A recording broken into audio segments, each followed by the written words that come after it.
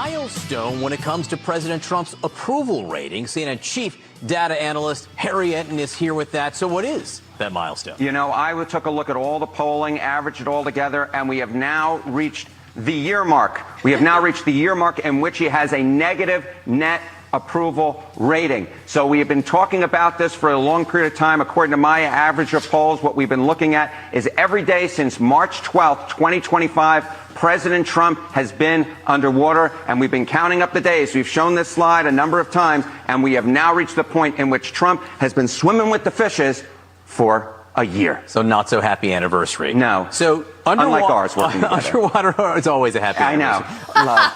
Oh, ugly. Ugly. Why? What could possibly be wrong, everybody? Hey, we're out here in California. We might get hit by a drone from Iran and or our own government. I'm going to go with 2. It's time to dance, everybody.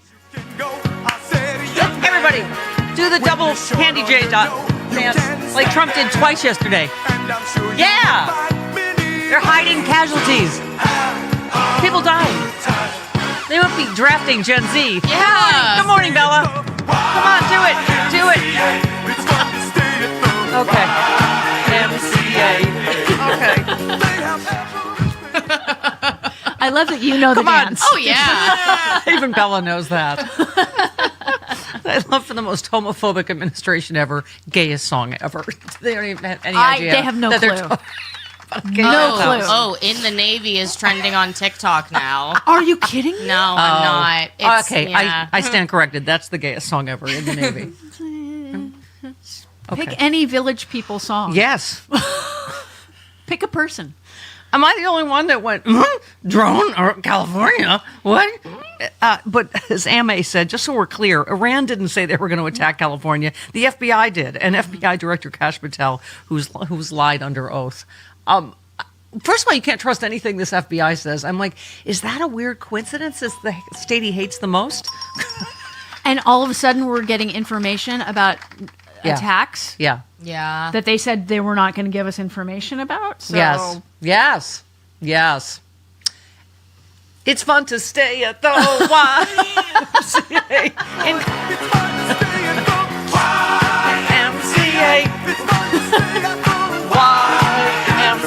I'm not very good at this. Okay. You know, can we just get extra credit for the content we produced this morning under drone threat? We might get hit by a drone. Because you know it's not going to be the red areas. No. It's not going to be up where all y'all are from. No. All the blue people are down here in L.A. The Oscars are on Sunday. Oh, I didn't even think about that. I'm going to need all the drama stings we have. Oh, one boy. is not enough. Huh?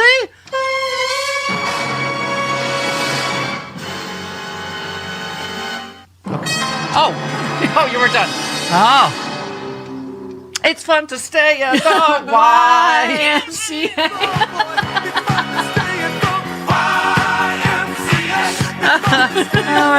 Okay, that's fun. Hey, you know what? I didn't sleep very well. I don't know about you guys, but I'm awake now. There's nothing like a drone threat from Iran or. What did I say? Jody, it's so hard being right so much. It's a burden I bear. I know. For you, I know, dear. America. I know. You're always right, Stephanie. I am You're Holly always, Hunter in always broadcast right. news. It is so hard being the smartest person in every room. Okay, but when did I say? I just said, where's our Riksdag fire? When's that coming? Where's our false flag that's going to be like, boom, here's martial law, here's canceled elections? I mean, because when you first hear it, you're like, wait, what now? Because obviously there's already been reporting about Iran sleeper cells and, threats to the on American soil, etc. And yeah, there we go.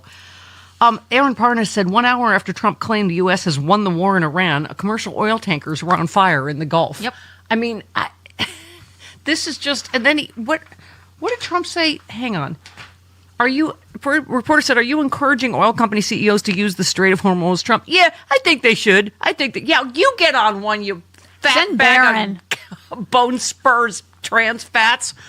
Yeah. Oh, I think they should. Yeah, I think they should. I think you should use the Strait. Look, we just took out about all their mine ships. No. You didn't. No. Oh, my God.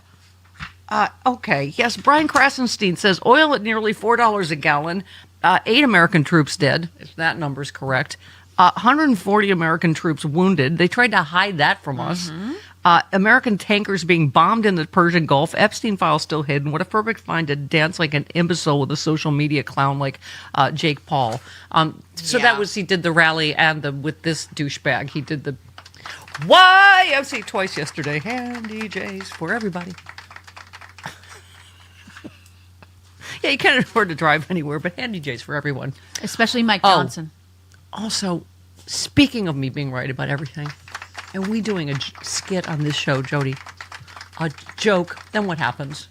It's true. It becomes real. Did I joke? And I'm telling you, right, Bella, we were the ones that did the shoe story first. Because it was so onion belty and old man. I bought shoes for all of you. And he doesn't, it's just the Iraq war planning, he guesses people's shoe sizes. It doesn't just, and he just sends them to them and then they're too afraid not to wear them. And here it is on cue. Hold, please. Marco Rubio wearing oversized shoes that Trump ordered for him just by guessing his size. Trump has been buying floor-time dress shoes for allies, using the gifts as a lighthearted way to encourage loyalty and unity within his circus. Oh, did I say circus? I meant circle. Same thing.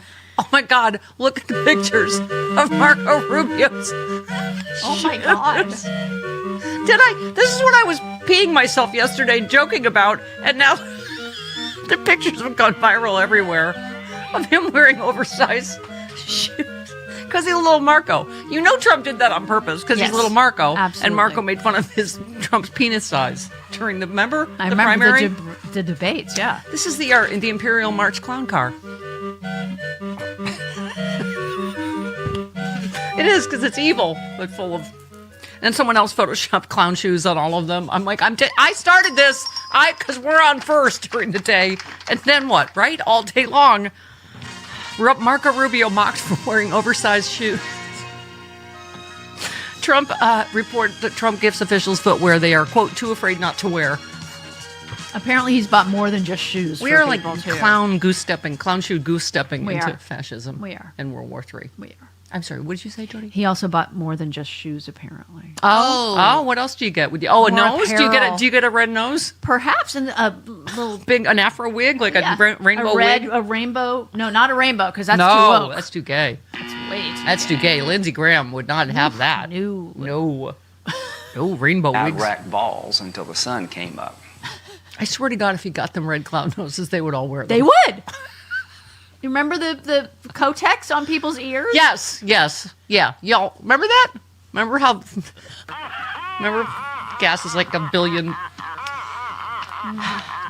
gallon and you can't afford anything. Remember how funny that was? Remember when you put the Kotex on your ear? Because also he wasn't shot. But anyway. He was shot, Stephanie. He was shot. Quote unquote. Yeah, sure. Okay. By the way, that they sacrificed a fireman there for that stunt tells you, would they hit California with a drone? Of course. Of course they would. Oh my God. How are we? That's the first thing we all think of. We're like, oh, this FBI said an Iranian drone is going to hit California. We're like, oh no. Right. First of all, A, they lie about everything. And then B, you're going, oh no, they're going to do it and say Iran did it. Because that's yeah. Okay. This just made my heart happy. Because now it's a news story. It started first on the Stephanie Miller newscast. And now, look. Oh, this is a newscast? Yeah. Take that, influencers. And this is a newscast? Yes. Okay. Secretary of State Marco Rubio was mocked this week for wearing oversized shoes. Are we going to survive the dumbest? If all our ideas, do our IQs, of them just drop like by 40 points every day? We're just herp. Okay, after it was reported that President Donald Trump had gifted his officials with dress shoes that they were too afraid not to wear, photos were taken just one day after the Wall Street Journal reported Trump was guessing his allies' foot size and then ordering them the shoes. Come on, you have to feel worse for the people whose shoes are too small, because that's a long day at the office. That hurts. Right? Where's my little crunch? Like people's poor when little people used to gnarled bind their feet. Crunch toes. Yes. Gotta put my shoes on. Dear leader says. Ow. Somebody did, who's the thing in Birdcage, the guy that pretends to be a straight butler? Hank Azaria. Hank Azaria. They must have posting the gif of him tripping in the giant shoes. It's Well, they gave him Marco flats. Rubio. He can coming only into walk the in Oval heels, Office. so they gave him flats, and he couldn't walk in flats. And in the outfit, it was just awful. And he is tiny. So the other thing is that he wears lifts so that he doesn't look tiny. But so now he can't even do his lifts because his shoes are the right size. I need some comic relief. Okay, hey, we might get hit by a drone soon. Okay, why? Okay, I'm.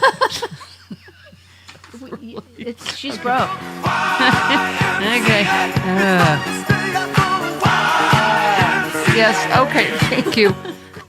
By the way, what he said about the ships just go through the Strait of Hormuz. Dr. Brown said, "What kind of leader encourages civilian shipping in a war zone?" I mean, and especially a giant coward like this douchebag, right? Yeah, send Barron through the strait first. Prove it's all safe, right? Oh, dear God. Actually, send money through because he cares about that more than his son. Yes. True. By the way, thank you, Steph Heads, keepers of the largest font of useless information in the world. The movie I meant yesterday. See, Paul says, Steph, I think you were looking for Honey, I Blew Up the Kid. That's it. It was a sequel to Honey, I Shrunk the Kids. Shrunk the Kids. And then the sequel, this was Bob Seska talking about Trump being a giant stompy baby that's ruining the world. And that was what I meant, is Honey, I Blew Up the Kids. Okay. With Rick Moranis. Okay. Who is going to be in the new Spaceballs. Oh, fantastic. Okay. Ted Cruz went on Fox News yesterday claiming the threat of a terrorist attack is higher because of... That's right, Joe Biden. Of course. Carly said, these people need to give it a rest, and Texas needs to get rid of Ted Cruz once and for all. Jasmine Crockett. Okay. I think a lot of people, Jody, are getting it on social media. J.A. said the FBI has publicly released their new plan to hit California with drones and pretend it was Iran. Basically. Oh my God, how many crimes in would that be? Will that be enough to remove someone from office? But, someone who's really a bunch of people in oversized clown shoes are going to use the 25th Amendment on. Where's my clown march again? Yes, we'll get. Is there a. They're just all. Come on, everybody. How long would it take them to get there to vote for the 25th Amendment? Come on, get in the car. There's only 17 of us in here. We can fit more people in the clown car. Let's go. 25th Amendment. All right. You know what? I'm probably entertaining no one but myself, and I don't even care anymore. I'm going to get hit by a drone. Should we jump away? Oh, I wore this because remember when we barely survived? I remember that. We barely survived. He almost killed most of us with COVID, and now he's going to kill the rest of us with, false flags. Draft for you, Bella. Draft for you, and you get a draft, and you get a pair of clown shoes, and you get a... Okay. We got a Thursday show, We got... I'm turning into Smutley. I'm Muttley the dog.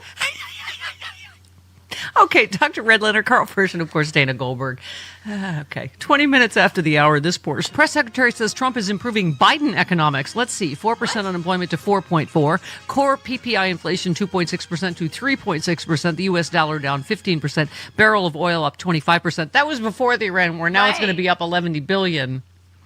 5 months negative job growth, 2025. But other than that, yeah. Okay. Good morning, Carlos. Good morning. How are you enjoying our latest illegal war?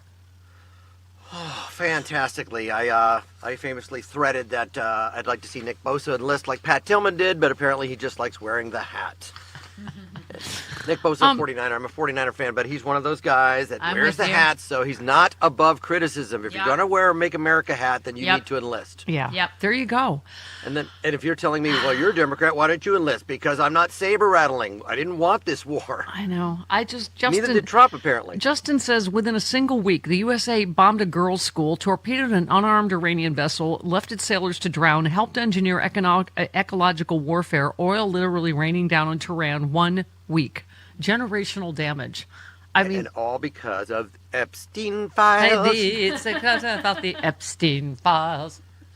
Yeah, it's the level of insanity, the lengths to which Republicans will bend and twist Yeah. and cower and lay down on the ground to keep following this guy over the pit into hell where American soldiers are dying. I don't believe the numbers are as small as they are. No, I wouldn't don't put either. it past them to cover up Thank you. military deaths. Thank you. I've been saying that all week, Carlos. This one we just talked to Malcolm about. Click Pop says, "Oh my God, Trump rolled back sanctions on Russian oil because of the impact of the Iranian war on oil prices. Russia is sharing intelligence to target U.S. forces and allies with Iran. Trump is acting like a Russian asset." No kidding. No They got him. kidding. It's all compromat. It is all, I don't know what they have on him, but the Republicans are so, and again, all it takes is just any Republican to get visited by 3 ghosts to say, we just should impeach this guy. It's done. Why are we continuing to do this? Yeah. Just impeach him, get rid of him, and start anew. He's being compared, rightfully to Hitler every other day. And people saying, who's going to stop this madman? It would take a handful of Republicans to say, stop this. He's talking about Cuba and Ecuador. And I mean, I just, okay. I don't know what else to I'm in trouble. I've assaulted a lot of women. I need to go on a shopping spree. Let me show up at a gas station that's pre-planned. I'm at a gas station in Florida. Look how they love me in the gas station. Oh, my God. Get yourself a Slim Jim. Shake my small hand. It's a great trip to the gas station. I'm glad you brought this up. It is all about compromat that Putin and or Netanyahu have on him. Epstein. It's the Compromat time of the year. You know it. We caught you on film over here. You know it. It's a tape of that night. What a disgusting sight. It's that Compromat time of the year.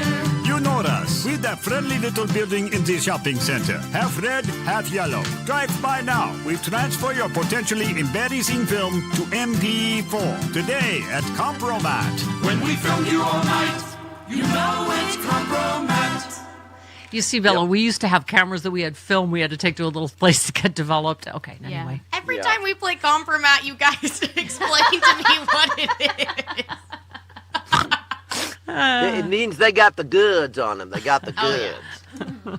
And our little, what do you call it, photomat thing was in where the Carvel was in my you wall, got where I bought my thing. Fudgy the Whales and my Right. Cookie Pusses from Tom She needs to Homan. go back and see 24-hour photo with Robin Williams. Oh, Yeah. yes. So you can get your photos back in 24 hours. And that was Creepy. huge. That was fast. Yeah, right? Ooh. By the way, I just a lot to cover, but Andrew Weinstein says Don Jr. and Eric Trump backing a drone company to target Pentagon sales is a neolit sign that the U.S. government is for sale. In any functioning democracy, the president's family selling weapons to the military would be a federal crime. I mean, and there's barely a blip, is there, in the media about this? No, which cracked me up about Stephen A. Smith. He's dropping out of the presidential race because he said I would have to give up too much money. Have you been watching the Trumps? I know. Stephen A. Smith, one of the few black Republicans to realize that his Spirit Airlines rewards program would never get him a first-class seat. So he dropped out. I'd have to give up too much money. Have you been watching the Trumps? Okay, so because we're in Hollywood, right? We should do some Hollywood fun facts for the folks. Movies that cost less than Kristi Noem's 60-second commercial.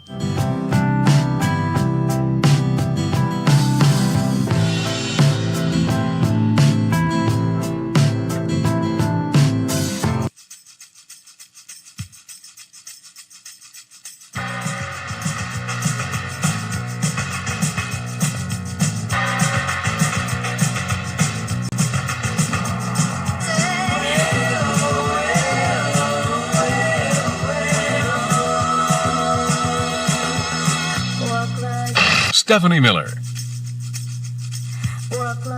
Stephanie Miller. Which is different than YMCA. Or, of course, It's different voguing. than voguing. It's a whole. All right. If you're just listening on the radio, you know what we're doing, but we're just we're old. spazzing out. Okay. And we're Listen, old. We know all of those we're dances. about to get hit by a drone from the Iran/FBI/something out here in California. So, we're doing the best we can. Gas is what, $11 billion a barrel. We're in another unnecessary legal war. The draft might be coming. And now, really, David Hoff reminds us, rest in peace, Monty Rock, a.k.a. Discotex of Discotex and the Sexolettes, who has left us for the great mirrored disco ball in the sky. My chiffon is no longer wet, nor is my wig. Really? We are supposed to endure the loss of the disco. Really? Of Discotex? I assume some of the Sexolettes no longer with us? This is too much to bear. Oh no, don't. Oh no, turn it up. Oh, don't turn it down. Oh, Bella, you're just about to experience one of the disco wonders of the world. I hear disco's making a comeback.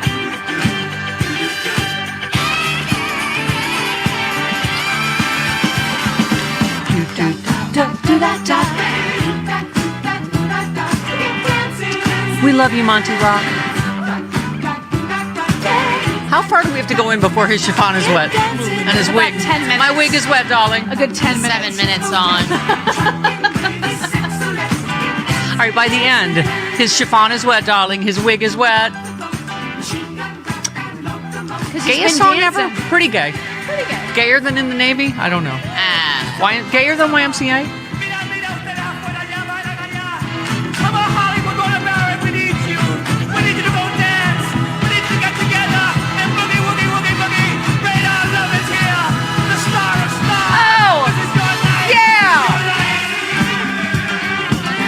Be playing this when the drone hits? Have to. Just our clown wigs on the floor. Hey, we'll be having fun. Our clown shoes. Yeah, see, it's the monologue in it, Bella. The kids don't do that today in the songs. It's a whole monologue about his wig and his chiffon in the middle of the 10-minute block of song. That. Yeah. Okay. I can tell Karen was rocking out. Hi, Karen. Oh my gosh, it's not even Bella, 9 a.m. here in Chicago, and my chiffon is wet. Yes, and Bella does not know what boogie-woogieing means, but that's what we used to do, is boogie-woogie. Well. We sure did. Boogie, oogie, oogie. Yeah. We did that. Yeah, get down, a lot of it. Right? Yeah. Get down, yeah, exactly. I just want to say, if we make it to 2028, and my thoughts and prayers and love and light to all of you in L.A. Who are under threat from the FBI, my number one question for any nominee for the Democratic Party is, who are you going to appoint for AG and who are you going to put as the director of the FBI? Yeah. Because accountability has got to be one of the number one issues on any platform for any of these candidates. I mean, you wouldn't put them past would that be a war crime if they bomb their own citizens? I think so. But I think so. Would you put anything past them to stop the loss of power, to stop the midterms and stop them losing power, because they know they're all going to be tried and convicted? I mean, well, sure. I mean, they've already killed citizens, American citizens, with the ICE operation. So, I mean, I don't put anything past these people. Yep, anyway. yep, absolutely. Karen, I'm sorry, your best friend, the heartbreak. Carl Frisch, next.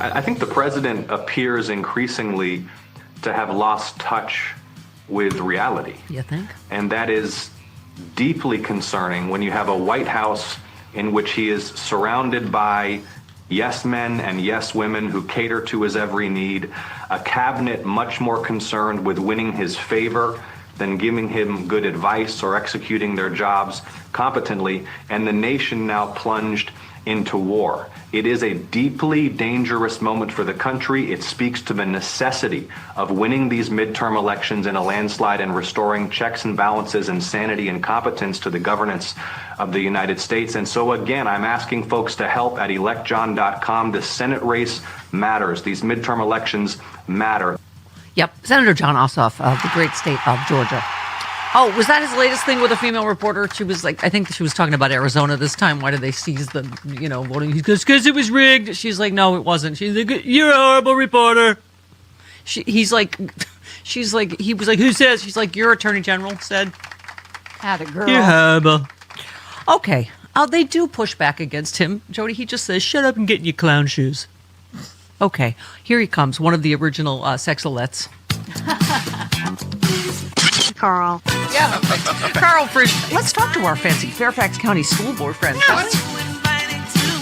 carlfrisch.com. Hi, carlfrisch.com. Hi.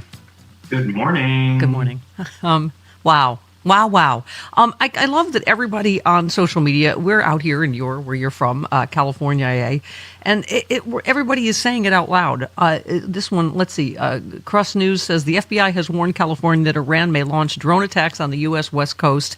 We must note, Iran does not possess drones that have enough range to travel to the U.S. West Coast. While the FBI claims drones could be launched from the ship, the USA could detect such a ship in the area.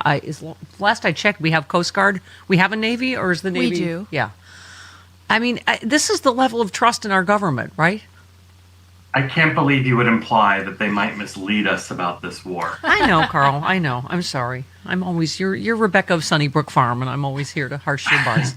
I will say, I saw one of the best lines of questioning from a Reuters reporter in the president's gaggle yesterday, when he said, "Why are you the only person in your administration Thank you. who is claiming that one of our helicopters might have been used by another government, including Iran, when even your own Secretary of State and Secretary of Defense say the opposite? Yeah. Why are you the only one?" Isn't it startling when someone does journalism? Just the basic job they always used to do? I mean... Well, for them, it's not just journalism. It's deciding that I will not be allowed back into this room again and that my colleagues will. And yes, you have to have my strategy when I go on Fox News. You just expect never to be invited back, and then you got nothing to lose. And the flip of that coin is that my competitive colleagues will not do anything to have my back and keep me in this room. Yeah. And so, maybe we'll never see that Reuters reporter in a press gaggle again at the White House. Maybe we will. But it's high time that other reporters followed suit and picked up the line of questioning when it ends. This one Bella got from yesterday. Mr. President, are you willing to withdraw the U.S. from Iran, even if they have not turned over and allowed the U.S. to seize their remaining? I'm not going to answer that, but we have hit them harder than virtually any country in history has been hit, and we're not finished yet. So far, right, he's like, if you do anything to the Strait of Hormuz, I declare it open. It's not open. It's closed. Iran's closed it. They're the ones benefiting. They're the only ones getting oil out. And meanwhile, that's all he has is more bullying and threats. We're gonna hit them with something they've never seen, fire and fury. And they're just like, They're like, they better not pick. I better be a leader I want. They're like, it's the guy's son. This is humiliating. As a liberal from California, you may not realize this, but when our president puts something on Truth Social, it's basically the political equivalent of presidential pixie dust, and it just happens. He just sprinkles it. His tweets do result immediately in a change of course. So It's just one dumb, disastrous mistake after another. Rachel said, what kind of special stupid do you have to be to end all green energy initiatives and bomb the country that controls a major source of oil? I mean, this Strait of Hormuz stuff, anybody could have seen coming, right? They're Well, and some are now speculating that, if you wanted to have a Russian plant in the White House who would figure out a way to, backdoor the removal of sanctions on Russian oil, this is a heck of a way to do that. And so, there's new reporting this morning, Carl. According to reporting, Iran offered limits on enrichment and oversight, but Trump's negotiators, Kushner and Witkoff, apparently didn't understand the proposal or basic nuclear context. Rather than bring in experts, they misread it as an escalation and chose war, a dangerous failure of democracy. Well, again, what a shock. Who could have seen that coming from a couple of real estate guys? Jared, who's not been elected or appointed to anything? We went to work because Jared said? I mean, this is where we are. Right, but he did get Middle East peace. Yes, sure. Yeah, I can see. It's super PC. Lots of pieces now are breaking out into conflict. He's, speaking of, he's just in full-on delusions. This was yesterday in Cincinnati, Carl. Trump, there's never been a better year for a president. I've been rated. There's never been a better first year than what we've had. That includes a stoppage of 8 wars with a 9th to come. The economy's roaring. It's phenomenal. That's why I'm here. This is an excursion, a little excursion, and I think it's only that. Is the 9th to come the one he started? Yes. That's what I mean. It's like, you're going to end the one that you started. I mean, and this polling we just did with Harry Enton, this one, 75% of Americans say Pete Hegseth should be removed from office. Joy Reid said the other 25% were blackout drunk and misunderstood the poll. Well, they probably saw one too many unflattering photos of him, and that's why they've turned on him. Yes. Oh my God, they're all such prissy, vain little bitches. I swear to God. Right, you're not allowed to publish photos of Pete Hegseth anymore that aren't attractive.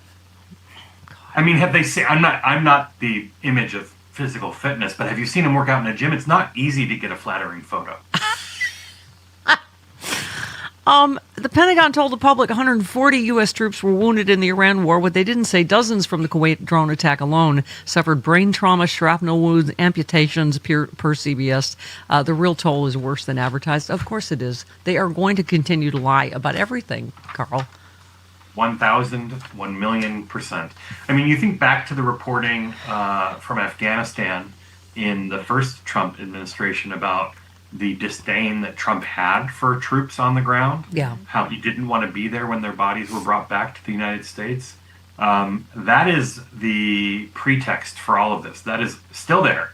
And so when you don't have a respect for the life of these troops or their sacrifice, you are far more willing to gamble with it than you should be. Yeah. I mean, this latest, we knew it was our Tomahawk missile that hit this girl's school. And he knew it. They knew it. Pete Hegseth knew it when they asked. So now they're reporting, guess what? It was us. And someone said, Pete Hegseth, the precision we do is world class, except schools filled with little kids, apparently. That's what you call precision bombing, based on, I don't know what, old information, an old map, something, just the height of incompetence. Yeah, he meant the precision we do is a girls' class. Right, right.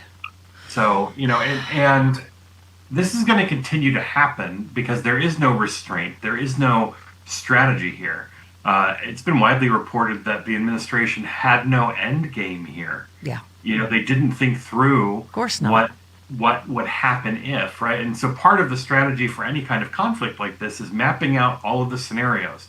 If Trump doesn't have the patience for a 2-page memo, he certainly doesn't have the patience to fully grasp the level of importance for every decision that happens in a conflict like this. And he Trump claims he has opened the Strait of Hormuz. We took out all their mine ships in one night. This is a lie. It's still closed. There's got to be something beyond Orwellian, right?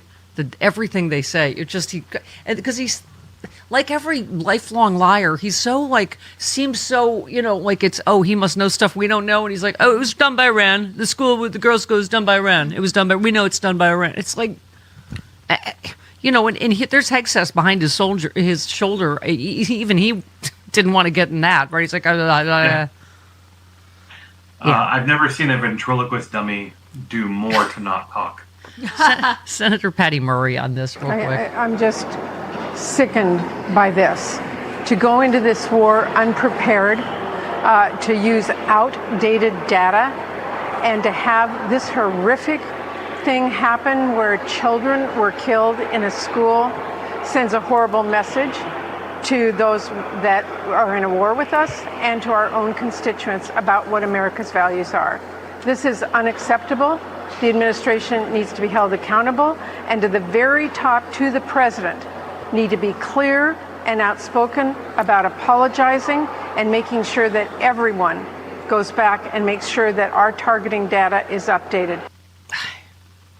I mean, they're right there. He is doing his usual braggy heavy metal press conference, with precision and lethal precision. It's like, really, and still not one word of regret about the loss of life, right?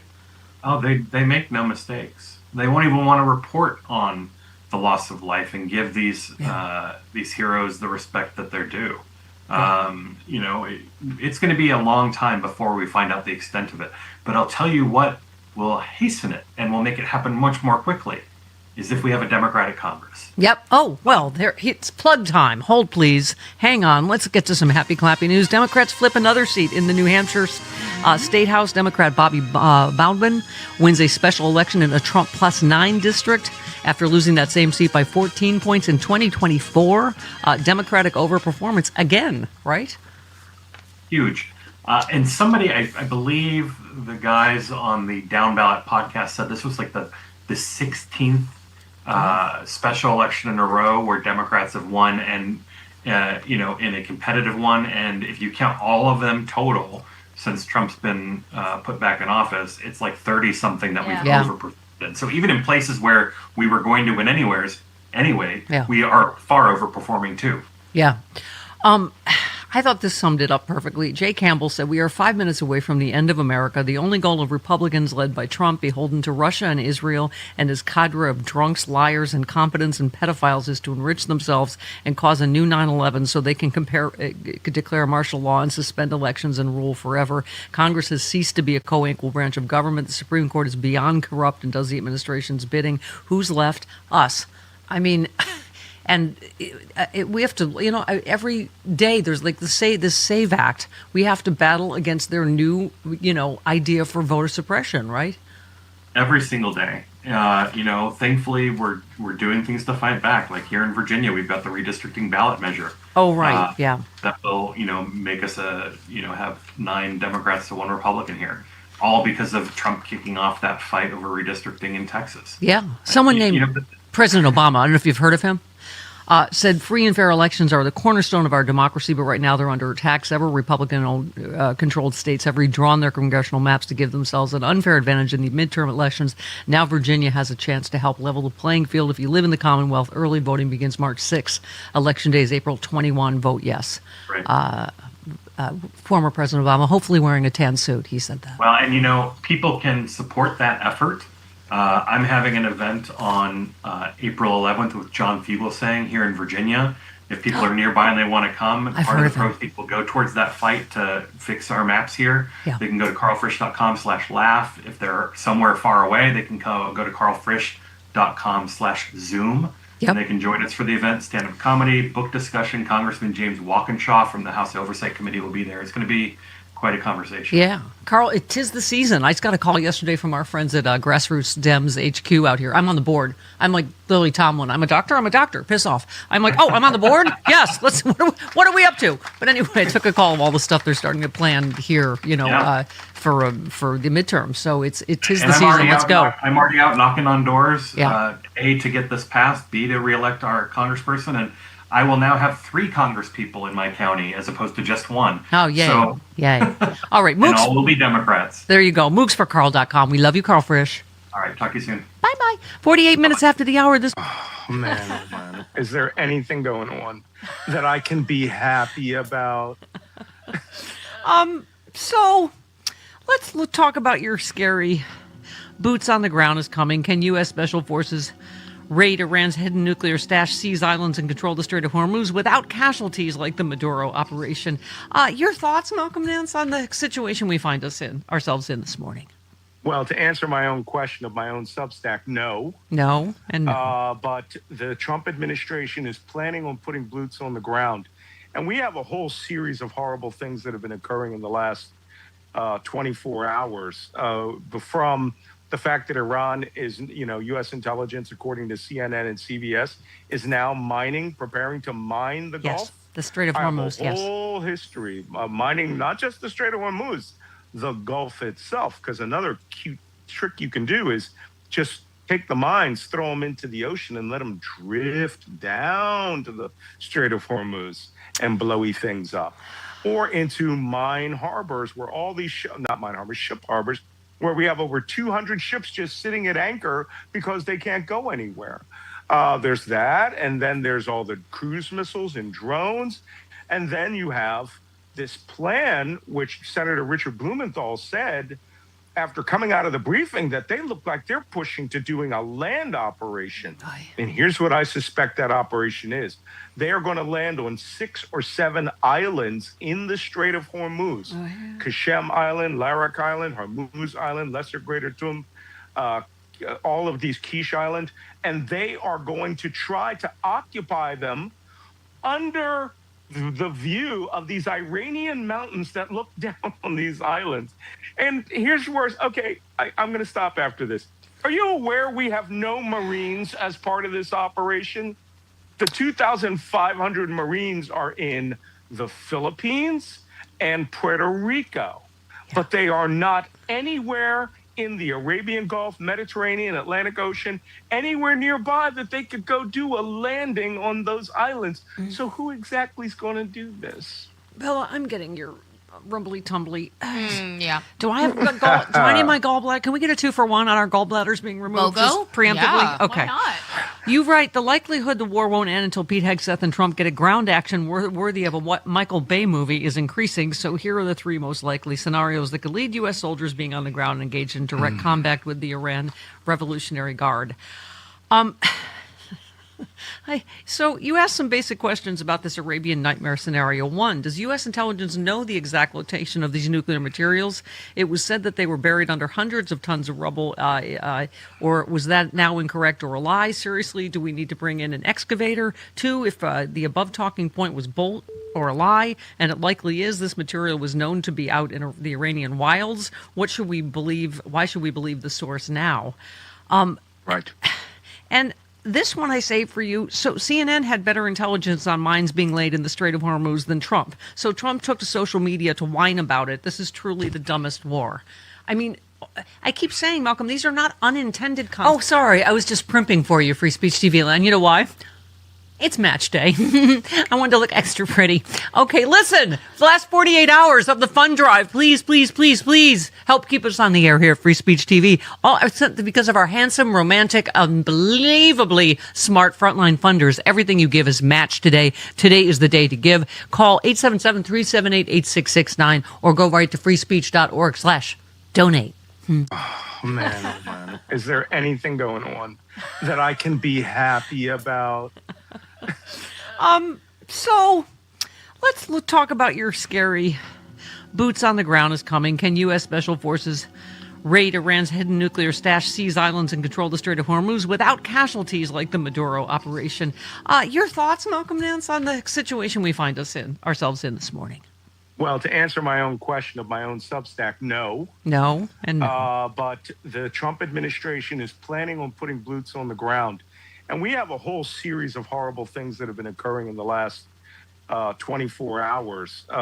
From the fact that Iran is, U.S. intelligence, according to CNN and CBS, is now preparing to mine the Gulf. The Strait of Hormuz, yes. Whole history of mining, not just the Strait of Hormuz, the Gulf itself, because another cute trick you can do is just take the mines, throw them into the ocean, and let them drift down to the Strait of Hormuz and blowy things up. Or into mine harbors where all these, ship harbors, where we have over 200 ships just sitting at anchor because they can't go anywhere. There's that, and then there's all the cruise missiles and drones, And then you have this plan, which Senator Richard Blumenthal said after coming out of the briefing, that they look like they're pushing to doing a land operation. And here's what I suspect that operation is. They are going to land on 6 or 7 islands in the Strait of Hormuz. Kashem Island, Larak Island, Hormuz Island, Lesser Greater Thom, all of these Quiche Island. And they are going to try to occupy them under the view of these Iranian mountains that look down on these islands. And here's where, okay, I'm going to stop after this. Are you aware we have no Marines as part of this operation? The 2,500 Marines are in the Philippines and Puerto Rico, but they are not anywhere in the Arabian Gulf, Mediterranean, Atlantic Ocean, anywhere nearby that they could go do a landing on those islands. So who exactly is going to do this? Bella, I'm getting your rumbly tumbly. Yeah. Do I have do I need my gallbladder? Can we get a 2-for-1 on our gallbladders being removed? Logo? Just preemptively? Yeah, okay. why not? You write, the likelihood the war won't end until Pete Hegseth and Trump get a ground act of. Old tech writer says, I really appreciate Stephanie Miller on Sirius XM. I listen while I work. Fun, scary. It's helpful and informative while living in Trump's salad spinner of... It's the F-bomb. It is a salad spinner of... It is. That's it. Thank you. Thank you. We appreciate it. All right. Speaking in Kentucky, Trump claims that China does not use windmills because they kill all the birds. In reality, wind power makes up to 3/4 of all renewable energy in China, and China produces 3 times as much wind energy as Germany. Mm-hmm. But it does make that sound. Right. It goes what? Cancer. The windmill goes what? And can we never forget the scourge of windmill cancer, Jody? Did he cover the windmill cancer or just the bird carnage? Goodbye, all your greens, though you never knew. It's a good time to give up green energy when the Strait of Hormuz is closed. Yeah. The noise when they're installed. Yes, Trump said how that would work, and it filtered into his brain. He said it was the windmills, and the sound it was to blame.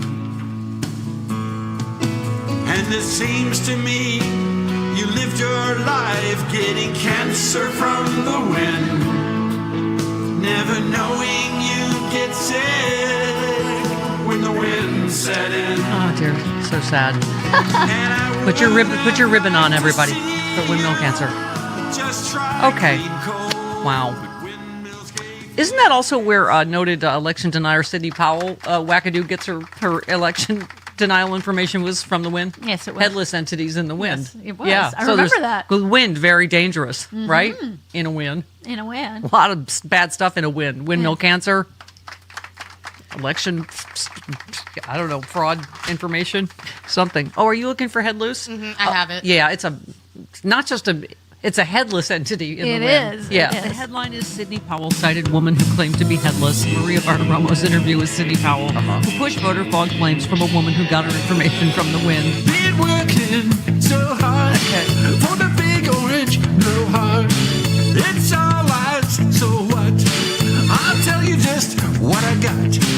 I've got this source who is just time traveling all around. Time travel and time travel. The time tunnel. She's got a torso, but nowhere you can place a crown. For a woman claiming to be a decapitated time traveler. She got a head cut loose, head loose. Hey! Welcome. Source for Fox News. Welcome to this timeline. How do you like it? Here comes everybody in their clown shoes. In their oversized clown shoes from the Trump administration. We're just kids. We're in this together. We are fated to live the stupidest timeline in all of history together. At least we're in this together, right? Keep it together. Keep it together. Keep it I can't keep it together anymore. I just can't. Okay. Breaking: CBS confirms they hit our wounded soldiers. New York Times confirms we struck a girls' school, both in 30 minutes. This administration is lying about everything. Everything. Dr. Erwin Redlener. I got it. Doom. Dr. Doom next.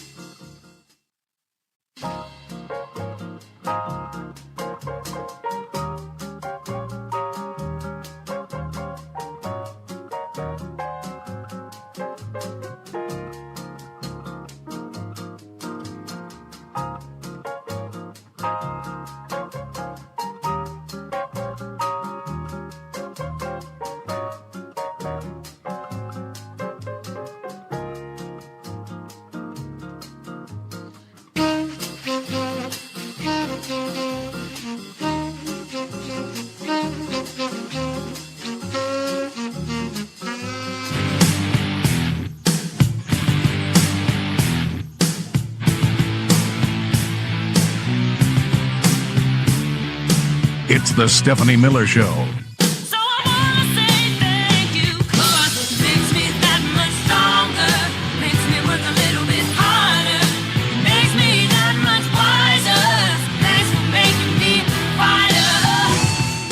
Why are we at war with Iran?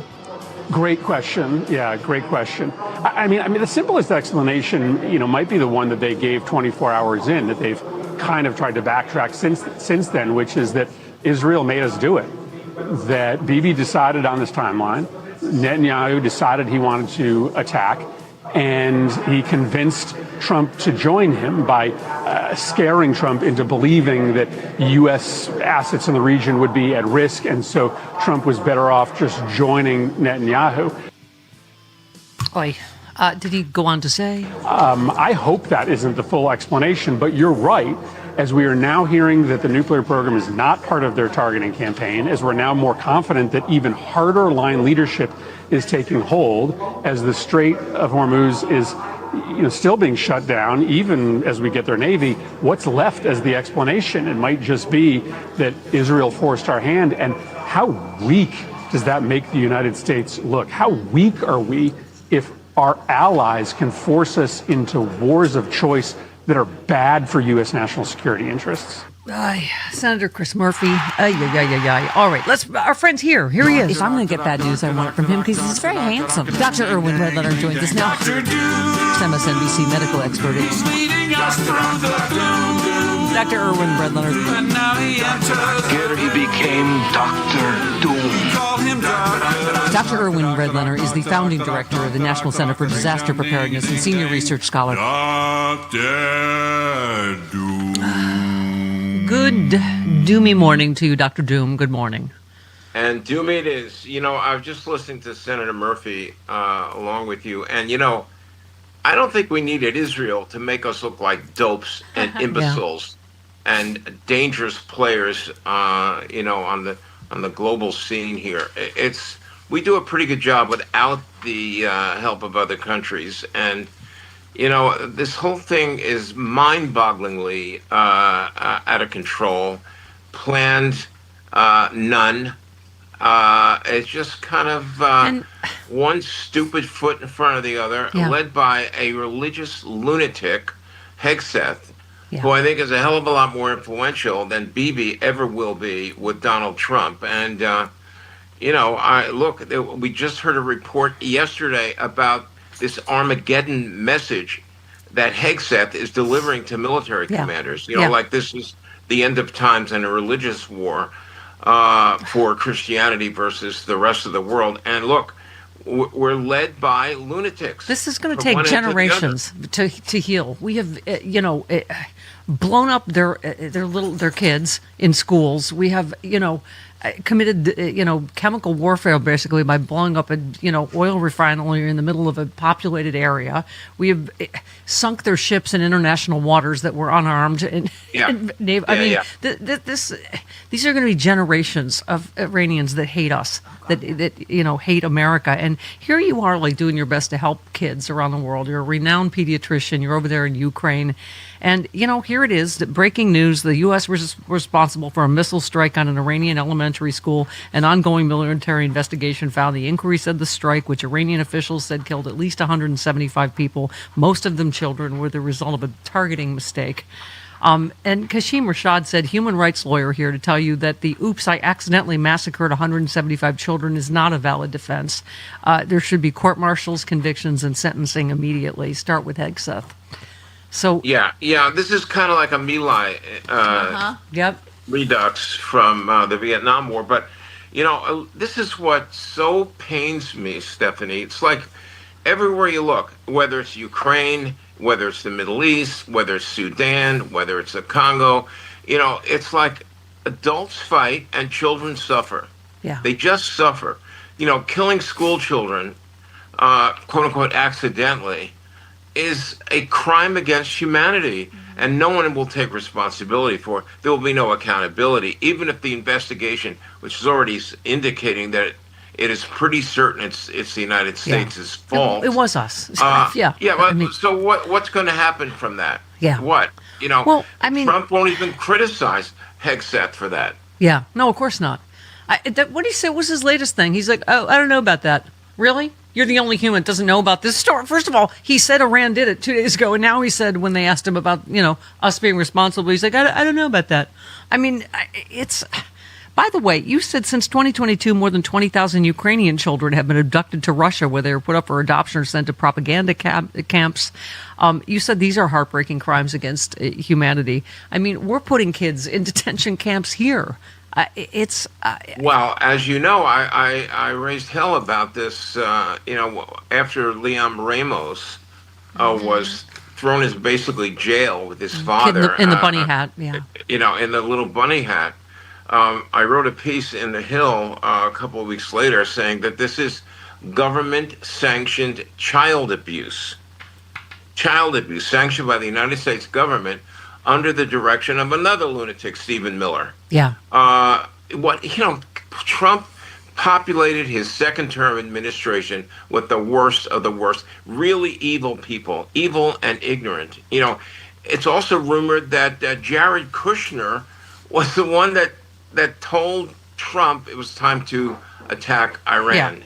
Yeah. Jared Kushner, a non-existent, mindless real estate guy who's become the principal investigator along with his pal Steve Witkoff. It's striking. So can I say on the subject, it's all one story, as I always say, Russia, Ukraine. You said, meanwhile, the U.S. has abandoned Ukraine and promotes Russia's talking points, even as Zelenskyy is providing anti-drone technology to our allies in the Middle East, while Russia is supplying Iran with information to target American troops. I mean, I got to tell you, I saved the story for you, Doc, because I know it just so hits home. Trump forced to crawl back to world leader he humiliated with an embarrassing plea. Just to go further on your post, this is the reporting this morning. Trump has been forced into an awkward climb down after shrugging off Vladimir Zelensky's offer to help counter Iranian drones and then going back to ask for it after all. I hope Zelenskyy asked if he's wearing a suit and whether he's... Right? I mean, the way they... You remember that infamous meeting a year ago, February, in the White House, where they yelled mocked at him, humiliating, not just humiliating. I hope Zelenskyy said, "Are you wearing that stupid golf hat? Because no, then you can't have our drone." Right. And it's so. I'm so ashamed of this behavior. Let me just finish this, because I didn't know all these details. I mean, you probably do, Doc. But Trump mocked Zelensky's appearance, accused him of gambling with World War III before later declaring he could come back when he was ready for peace. How ironic is that? That was the lecture to Zelenskyy in the Oval Office. Now the balance has shifted. Zelenskyy has already tried to sell Trump on the Ukrainian anti-drone expertise at a closed-door meeting last August. His team showed U.S. officials a presentation warning that Iran was improving its design and proposing regional hubs to defend American bases and allies from the threat. I mean, they're, despite everything, way better friends to us than we've been to them, right? He said, we're not friends to them. It's not like we're bad friends. We're not friends to them. Right. We're friends to their opponents. So the presentation warned that Iran was improving the drones designed and proposed drone combat hubs. As I said, U.S. officials now see that decision as a massive blunder. If there's a tactical error or mistake made leading up to this war in Iran, that was it. Well, there's a bunch of mistakes. This was one of them. Despite Zelensky's team pitching it in Trump-friendly terms with discussions of jobs, manufacturing, a share in production, the administration turned him down. They turned Zelenskyy down. So one U.S. official saw the presentation, said the pitch was essentially written off as Zelenskyy being Zelenskyy, while a Ukrainian official said Trump asked his team to work on an idea, but they've done nothing. But last Thursday, the U.S. formally asked Zelenskyy for anti-drone help, and Zelenskyy later said Ukrainian interceptor drones and specialists have been sent to help protect U.S. bases in Jordan. The strikes have been linked to the deaths of 7 U.S. service members and have forced the U.S. and its allies to spend heavily on interceptions, all of which means technology Trump shrugged off months ago is now urgently useful, because of course it is. And Zelenskyy, who Trump and Vance dressed down in public, is now being treated as the leader of the one country with the deepest real-world experience in stopping the very drones they have exposed a hole in U.S. planning. How ironic and ridiculous and horrible is that whole story, Doc? These stories, Stephanie, speak for themselves. It's the only comment is we're just shaking our collective heads, and thinking that we can't possibly be this stupid, can we? He's so pathetic. I love this. Yeah. Even Trump's tone has changed. Asked about Zelensky's offer of help last week, Trump said, "Certainly, I'll take any assistance from any country." This bully that ambushed him in the Oval Office. The White House spokesperson said that Pete Hegseth and the military had planned for all possible responses from Tehran while insisting Operation Epic Fury has been an undisputed success. Except that they're crawling back to Zelenskyy and have made every mistake imaginable, right? Including the Strait of Hormuz and on and on. And at the end of the day, the stupidity and the arrogance ends up with a bunch of dead school children in Iran, and a bunch of kidnapped children and children subject to war crimes in Ukraine. We are so upside down, it's hardly worth commenting. But, I guess we come back to this point, Stephanie, that the control systems, the guardrails, will have to be restored on November 3rd of this year. And hopefully we'll start to get some changes in how the government is operating. Although I do fear, I don't know about you, that will the voting actually take place? Yeah. Will it take place fairly? Well, what the hell? Is he going to declare martial law ABC in order News. to avoid the election? Yes, this was yesterday. The FBI has warned police departments in California that Iran wants to retaliate for American attacks by launching offensive drones against the West Coast, according to an alert reviewed by ABC News. Well, almost everyone on social media is like, that is BS. But, that we could be at our Reichstag fire. That it will, they will say that it was Iran. And God knows what they'll do to cancel the elections. You're absolutely right. In fact, if you don't believe that Trump is already planning on the various options he has for shutting down elections, including martial law or whatever else he possibly can do, I'm sure those plans already exist. And this is where the very sophisticated lawyers and activists on the Democratic side have to make sure that we're able to neutralize any attempt that Trump makes to cancel the elections or manipulate the elections. This may be the biggest challenge of the decade right now. Can I say how important it is in this environment to stand up? And you made a point. You said, I'm beyond impressed and deeply grateful that Anthropic stood up and resisted the dangerous demands the Trump administration, particularly Hegseth, tried to impose regarding data mining and unfettered use of advanced tools for development of autonomous weapon systems. And, on cue, they're trying to punish them and be vindictive in every way they can, right? Oh, yeah. What a shock. Yeah, didn't see that coming. A shock to the system, Stephanie. That's what it is. Yeah. All right, Doc. Lord. Great doomy stuff. So doomy. See you next week for more doom. Goodbye, Stephanie, Jody, etc. Bye. Thank you for all that. I guess so. 19 minutes after the hour. Oh, hi, Bob. Hi, Stephanie Miller. Hi, how are you? Hi. I'm doing great, by the way. Good morning. Listen. I know. I'm so there. I'm the mania. I'm just Trump derangement syndrome. Yes, we got. I admit to it. Sufferer right here. Yes. Bob, seriously, can I take a love moment? You are one of my coping mechanisms. Seriously, I never miss your show. It's. Oh, thank you. I know we're all trying to help each other stay sane, and it is just so terrifying. Like, this is the worst case scenario. Even people like you and I thought. Yeah. I mean, granted, Joe Rogan's. Right. Maybe not the sharpest pencil, but even those of us that were predicting all of this is really so out of control at this point. I don't know how it ends. Do you? Yeah. Oh, yeah. Yeah. And you know what? With Joe Rogan, I tried to warn him personally. Oh, boy. I know Joe Rogan going back to the 90s. Yeah. And so he was following me on Twitter during the entire 2024 election cycle, and certainly before that. But throughout that period of time, I was sending him DMs. I read some of them on my live stream on my Patreon the other day. And I was sending him DMs warning him about what was going to happen. And he didn't reply, of course. Yeah. But I did my patriotic duty to try to warn Joe effing Rogan about the disaster that was incoming. And shocking that he would ignore that. So. And now his clips get played on every show for Trump losing MAGA base. I'm just like, this was the most obvious, as you always say, he's the most obvious con man in history, as you always say. And the Epstein stuff should not be a shock to anyone that's paid attention to anything about Donald Trump his whole life. I mean, it's.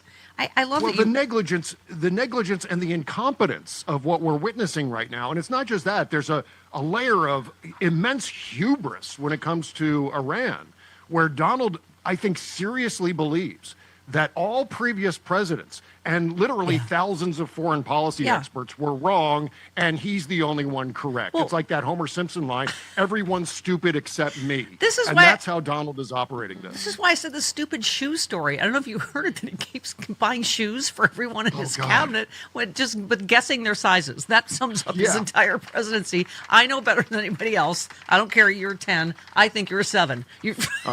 You're just going to wear them. I mean, that's right.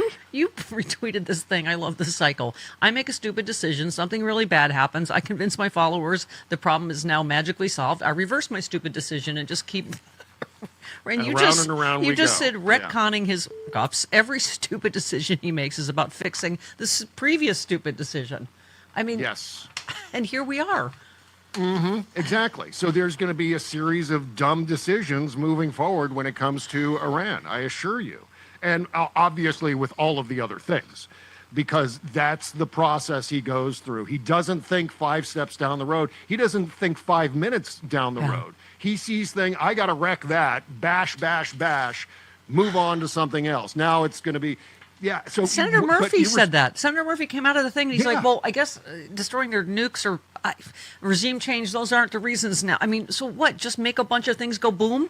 Like, no, because it's fun. It's about Fox News. Showing strength is why he's doing this. He wants to telegraph some level of strength, but he doesn't understand that it's not about that. When it comes to international relations, when it comes to war, when it comes to negotiations, you don't just start bashing things. You don't start just blowing things up, including a school full of children, by the way, which that was confirmed to be an American Tomahawk missile.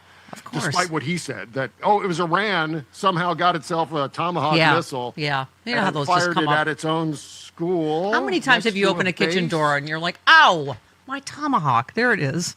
Yeah. And how did they get a Tomahawk if it was Everyone look Iran? under your chair. There's a Tomahawk missile You waiting get for a Tomahawk and you get a Tomahawk. Was that a sex joke? Are you sitting on a Tomahawk missile, or are you just happy to see me? I'm not that clever this morning. The nightmare just gets worse. Janie says Iran has begun laying mines in the Strait of Hormuz, but it's all right, y'all. The president's on it. He made a Truth Social post telling Iran to remove them. So that's all fixed. Yeah. That's all he's got his threats. You better not. And then, are you kidding me? They didn't even think ahead to know they were going to close the Strait of Hormuz. Oh, of course not. And look, that's just the beginning of our problems.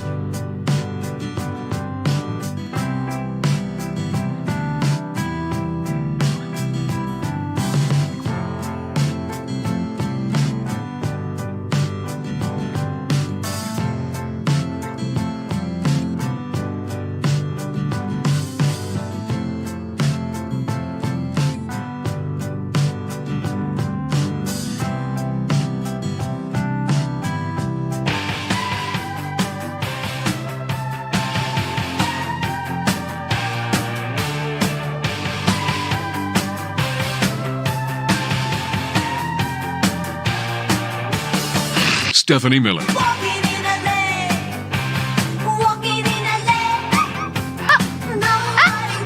We do. Exceptions to the rule. Stephanie Miller.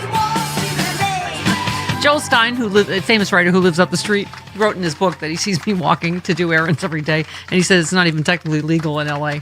But there's never been a test case. Oh no, I had somebody complain to me. She's like, I saw you walking like 4 miles from here. You don't live in my neighborhood. I'm like, so I That's the point of walking, is you start one place and then you end up another place, and you get exercise. Yeah. Check into it. Okay, this was the exchange yesterday. A new report says a military investigation has found the U.S. attacked the school in Iran. As commander-in-chief, do you take responsibility? Trump, for what? A strike on the school in Iran. Trump, I don't know about it. Okay, that's the state of...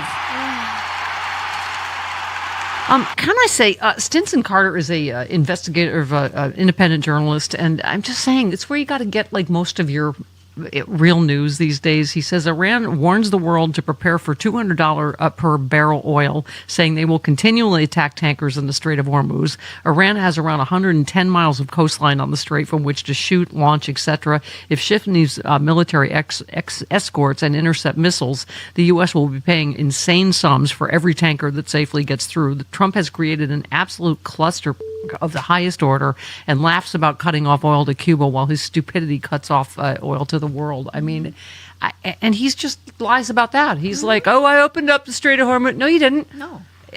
It's still closed. And, you know, the biggest coward in the world tells you to go ahead, rough it, try it, go through the. Are you kidding? Like, what responsible company would go, yeah, give it a, you know, take a flyer up the Strait of Hormuz and see how it goes, right?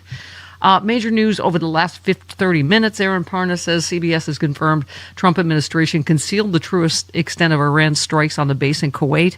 Dozens of service members suffered severe injuries. 30 remain in the hospital. The New York Times confirmed the U.S. military investigation found the U.S. at fault for the strike on the girls' school. That's one 30-minute news clump just back a while ago. Mary in Virginia Beach. Hey, Mare. Hey, I heard you talking about your drone false flag that you've got going on in California. Yes. I sent you something off of X that was just put up maybe a couple hours ago. That four, I believe, missing drones out of Fort Campbell in Kentucky. Back in November, evidently drones went missing and they never told us about it. Well, also an event happened on the East Coast in November here where I live in Virginia Beach, close to every military base. On the East Coast, they saw drones flying. I don't know if you remember it, but there was a report out about all these drones being seen and sighted out in New Jersey. And this is the problem, Mary, with that nobody trusts this FBI or this Trump government. Mary's talking about the FBI has warned police departments out here in California Iran wants to retaliate for American attacks by launching offensive drones against the West Coast. Gina says, so an American president knew that Iran threatened to retaliate for a war that he initiated, but then blocked the release of said warnings against California and the entire country, much less. Am I getting this right? I mean, either way, either they're not going to protect us if it is an Iranian, drone, or it's going to come from them and they're going to say Iran did it as and just weirdly, of course, I don't know what it is. Of course, only a blue state is under. Yeah, weirdly, a drone's not going to hit a red state, right? I mean, it's so. All right, John in Santa Rosa. Hi, John. Hello, Stephanie. Hi. I just want to comment on Trump, and he's one of these stupid people that use words wrong when he thinks he's being smart. Yes. An excursion is a fun trip. An incursion is a hostile raid. Right. He meant incursion. I got it. Many people said that. It's just it's either way awful. Okay, Dana Goldberg coming up on the Stephanie Miller Show.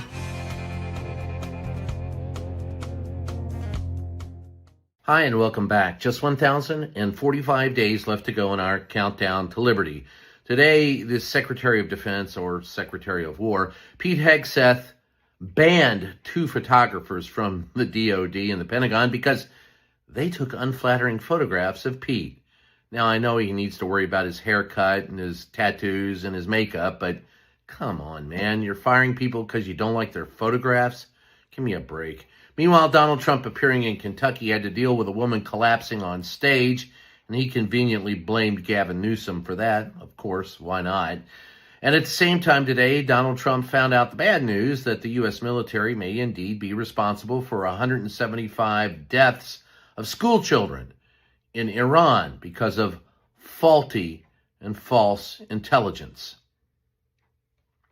Well, there's nothing like saying that Donald Trump doesn't have any intelligence, but that's another story entirely. It's a sad affair, but don't expect the war to end anytime soon. Donald Trump still says only he can determine when the war will end. Iran, I guess you have no say in that. Talk to you later. See you next time. Have fun.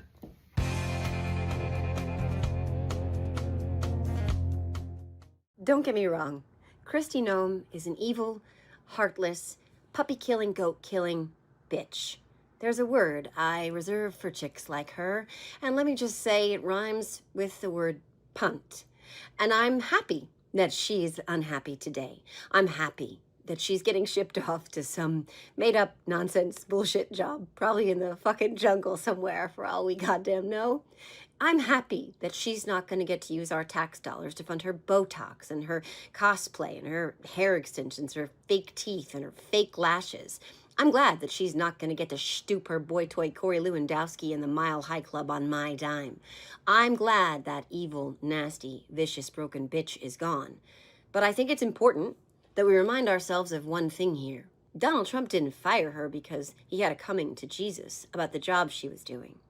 Donald Trump didn't fire Kristi Noem because she failed to respond to the floods in Texas, which claimed the lives of at least 100 people.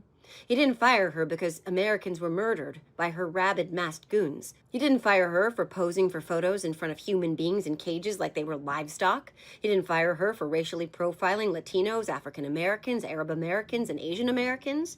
He didn't fire her because she was arresting legal permanent residents and U.S. citizens and detaining them illegally. He didn't fire her because she was keeping children in fetid, rancid concentration camps without access to clean water, fresh food, or medical care. He didn't fire her for turning our cities into militarized war zones. He fired her because she made him look bad. That was the red line. None of the other things were.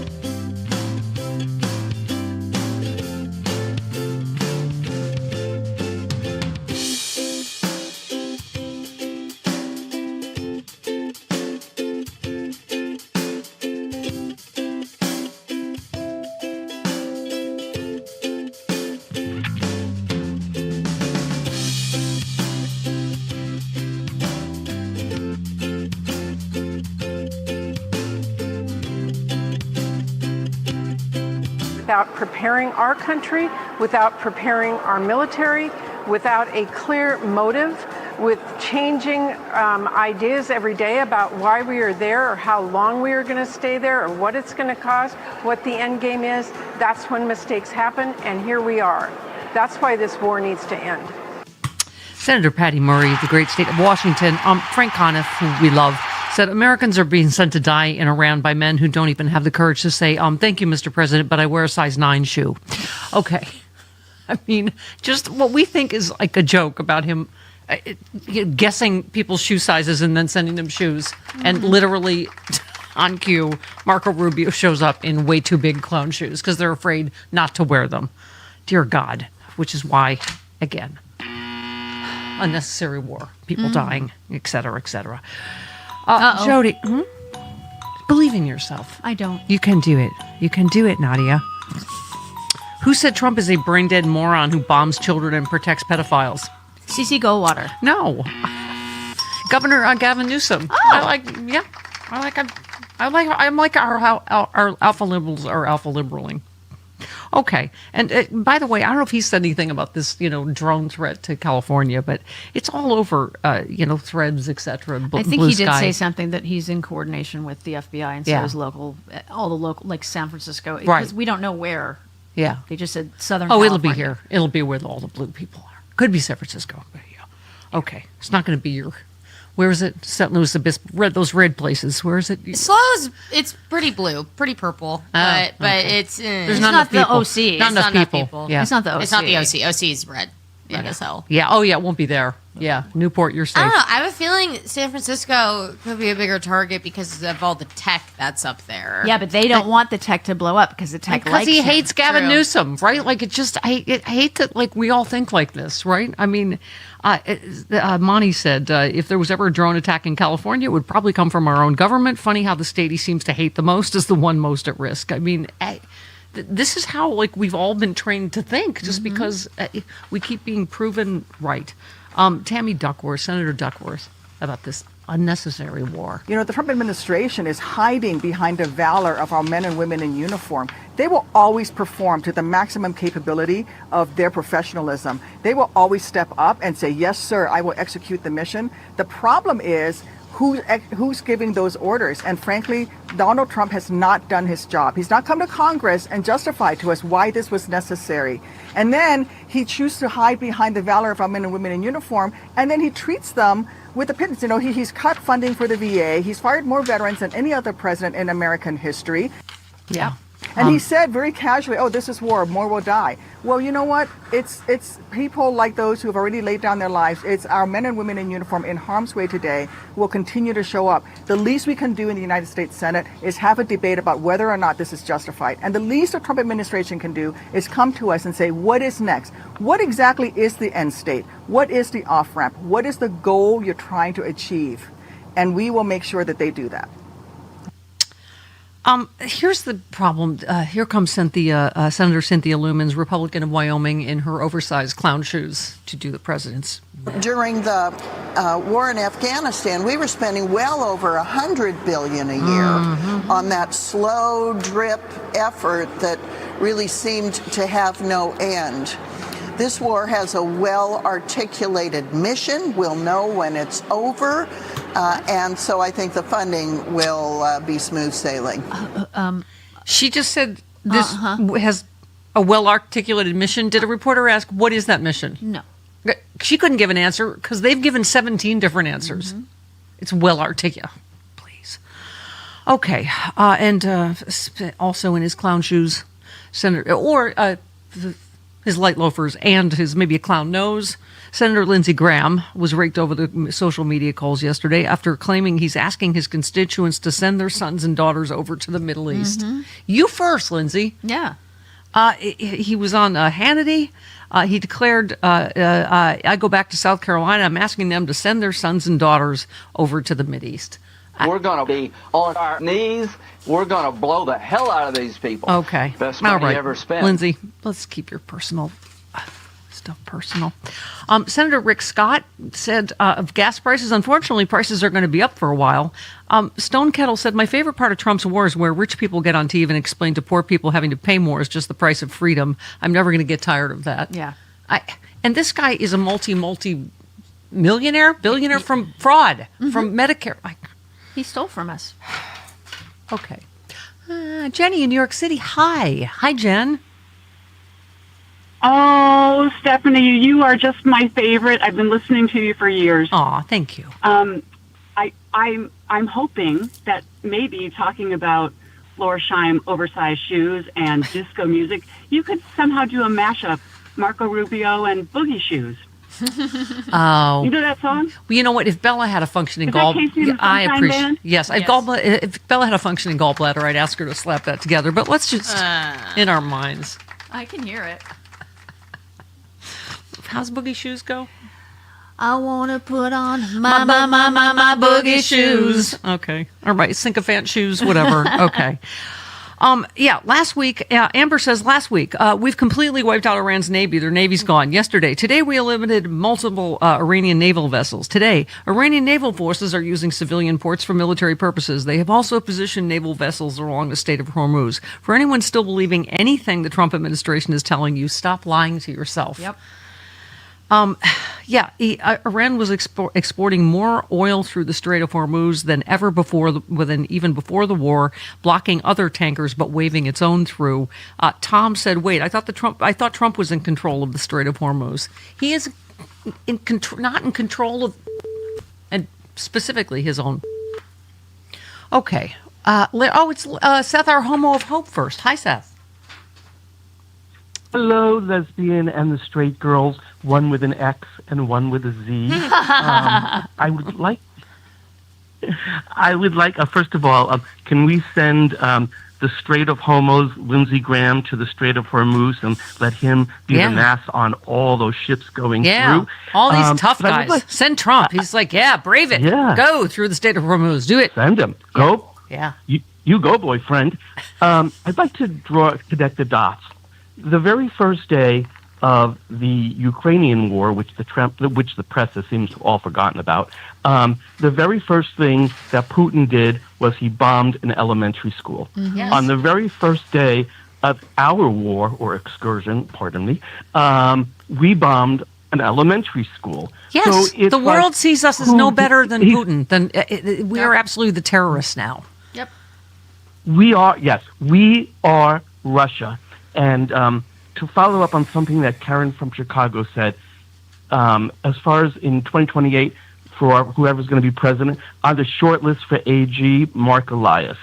He would be incredible. Yeah. But everything that we've read about Russia as we were kids growing up is what we have become. We're attacking, just like Russia attacked Ukraine unprovoked, we're attacking countries unprovoked. We are the bad guys, and it's I don't know how we ever recover from this. Exactly, Seth. I said that yesterday. I asked Jody, like, how do we put this genie back in the bottle? I mean, like, forever, for generations. I mean, it makes me sick to my stomach that we blew up these 168 little girls. Like, that's on us. That's on us.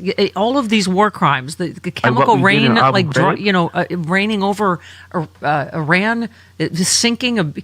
Trump actually said because it's more fun to sink the ships that were unarmed in a training exercise. I mean, we are monsters, Seth, and I don't know how we ever undo this. Stephanie, about the bombing of the elementary school, what did he say? Oh, I'd be okay with that.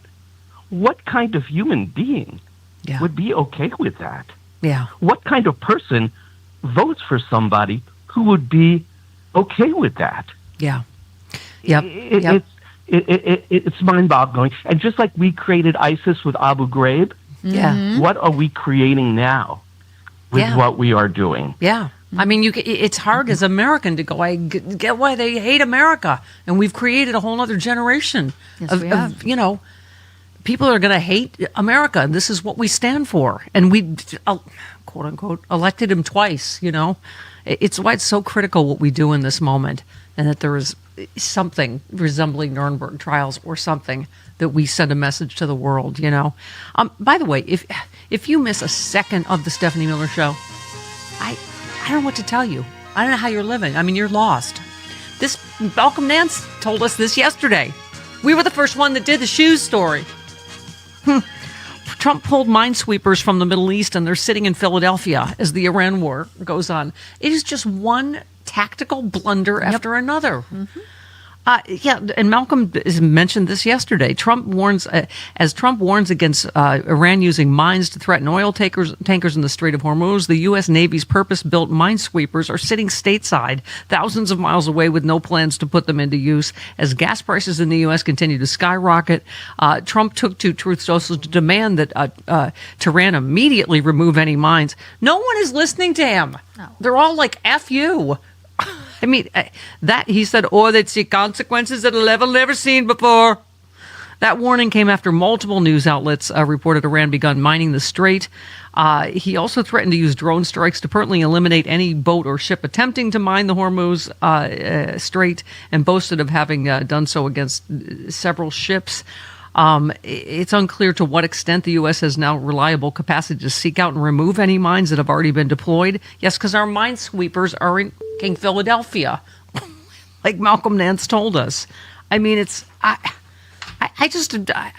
is hard even for me to imagine the degree of, and what are they saying now? It was an old map, outdated something that we killed. Killed 200 little girls. And why is the intelligence so outdated? Right. And Pete Hegseth is bragging about our precision, deadly precision strikes. And it's like, we look like a bunch of blundering. By the way, this was Caroline Leavitt being asked, right, about Russia. giving Iran information to target the U.S. How does the president think that Russia could be helpful, if not helping Iran? And did the president push Putin on Russia sharing intelligence with Iran in this war? The president and his special envoy Witkoff have both said that, of course, they've sent a message to Russia that if that was taking place, it's not something they would be happy with, and they hope that it is not taking place. As for further details about the discussions between these two leaders, I'll leave it to the president to divulge any more of that conversation. But he did confirm it yesterday and provided you with a little bit of the background and his view and his perspective, as he always does. Okay. Yeah, I'm sure Putin's scared. I'm sure Putin will, yeah. Oh, he told him, that's bad. Don't do that. God. Can I just say, Ted Lieu had a good point. He retweeted Reuters' exclusive foreign hacker in 2023 compromised Epstein files held by the FBI. Source and documents show. And Ted Lieu said a foreign hacker likely has the Epstein files. The best way to prevent blackmail of government officials such as Trump and Howard Lutnick would be for AG Pam Bondi to stop the cover-up and release all the Epstein files as required by law. Holy cow. I mean, that's a great point, right? I mean, there's already speculation about part of Trump's motivation in doing the Iran, I'm getting confused, Iran thing, right? Oh, yeah. Is who has what compromat? Is it Putin and Netanyahu? Is it? Yes. Who knows? I'm going to go with yes. Yeah. Oh, okay. Thank you. All right. Well, that was not even a multi-part quiz. That was just, we're done. Okay, yes. fine. All right. Pencils down, everybody. Pencils are things we used to use in school, Bella. You had to sharpen them. And okay. Have you ever had a blue book? Yes. Yes, guys. Yesterday's lesson, a photo mat. Today, pencils. Yes. Okay. Yes. There are levels to this. There are levels. Well, I don't know what a photo mat is. Doesn't matter now. Okay. Do you know what a brownie Hawkeye is? A what? That's the kind of camera my mom had. Oh, yeah. Where you had to look it took down forever to focus. yeah. You had to look down into it. The whole family would be like, Mom, hurry up. You got me there. Okay. And then you had to take the film to the photo mat from the brownie Hawkeye. Yay! I bought you new shoes. And they're too big. Both of you. Okay. 48 minutes after the hour. Actress extraordinaire, fine American Mo Collins is here in studio from Mad TV and general political awesomeness. We're saying, God bless you and the Cheryl Underwoods of the world. I just think you cannot be silent. No. You cannot be silent in these times. We are Not at all. Yeah. Remember that commercial, Palmolive, you're soaking in it? Yeah. It's fascism, you're soaking in it. Yes, that's exactly right. Yeah. Yeah, and there's no Calgon to take you away. No. There's just not. Yeah. Like we're soaking in it. It's even when you're just out and about doing something fun, good, whatever. Yeah. It's like it is still just such a you are coated. We all serve in different ways. For instance, we've taken our Bella with a Z crystals and replaced them with Sean Comiskey crystals. See, that's Folgers commercials. We're just going to talk in old commercials all morning. Okay. Thank you, Sean. Bella's got to have her gallbladder out. She's got a medical test this morning. And thank you for your service. America, a grateful nation thanks you. How could I say no to that? No. Because you're trained to be a nurse. I'm like, it's a medical emergency. He did get mad at you when you were trying to tend to Chris's wound. Is her microphone on or what's happening? It's as loud as I can type. It's a nightmare. Okay. Okay, that's Carol. Oh, do you know Carol Burnett's line? We have that. This is okay. Either you can make the sound that Mo Collins makes as her character Lorraine on Mad TV when you see your news alert, or you can have a Carol Burnett ringtone. It's a nightmare. This is a nightmare. Okay. Those are the ringtones. It's your news alerts, right? Not your ringtone. Your news alerts. That's great. Okay. Carol Burnett also did sketch. Are you aware? Oh my God, she's my goat. Yeah, she's everybody's goat. What are you gonna do? Yeah. Yeah. God, where do we even start with this? James says the MAGA cult will now say Iran stole a Tomahawk missile and attacked its own children's school. I mean, because Trump said it. I mean, this is the ridiculousness. He's like, Iran did it. I mean, do we have this one? Hang on. Do we have this? Whenever a reporter actually does journalism mode, do you just like fall out of your chair? Yeah. Because I'm like, this is his name. Oh, you know what? His name's Sean. Because. Do you have it? What number is it? Oh, it is carry the forward divided 13. His name is Sean McCreesh, New York. 13. 13. Huh? I don't have it. Oh, all right, never mind. Here's what happened, Mo. Yeah, I think I saw this. The Yes. question he asked? Sean McCree, right. He basically said, hold please. He asked Trump about because you saw Trump on the plane go, Iran did it. Yeah, we think Iran did it. Mm-hmm. And even Hegseth was like, we're going to investigate. Yeah, we're going to investigate. Right. Mm-hmm. And he's like, are you trying to say that Iran somehow stole a tomahawk missile and bombed their own school children? And Trump's like, I don't know. I don't have any information. I'm like, well, then how about you shut them up? Right? I mean, I don't know. But then he also said, and I believe this was yesterday after that reporter, he was like, I'm okay with whatever the outcome, I'm okay with it. Yeah. Yeah. Like, yeah, like, you're okay if, and it has, I believe, been determined that it was our tomahawk that took out all of those little girls. Yeah. He's okay with that. Yeah. Yeah. He's okay with that. There's no apology in there. There's no my heart goes out to. There is nothing. We cannot. Now it's Free Speech TV Match Day. Yes. There's only 48 hours left, Jody. I don't mean to panic you. But if you're easily startled, you need to go now to freespeech.org/donate. It's a match day. There's only 48 hours left in the fund drive. Our frontline funders have made every dollar count. Go now or call 877-378-8669. Please and thank you. Actress extraordinaire, fine American Mo Collins is here in studio from Mad TV and general political awesomeness. We just were saying, God bless you and the Cheryl Underwoods of the world. I just think you cannot be silent. No. You cannot be silent in these times. We are not at all. Yeah. Remember that commercial, Palmolive, you're soaking in it? Yeah. It's fascism, you're soaking in it. Yes, that's exactly right. Yeah. Yeah, and there's no Calgon to take you away. No. There's just not. Yeah. Like we're soaking in it. It's even when you're just out and about doing something fun, good, whatever. Yeah. It's like it is still just such a you are coated. We all serve in different ways. For instance, we've taken our Bella with a Z crystals and replaced them with Sean Comiskey crystals.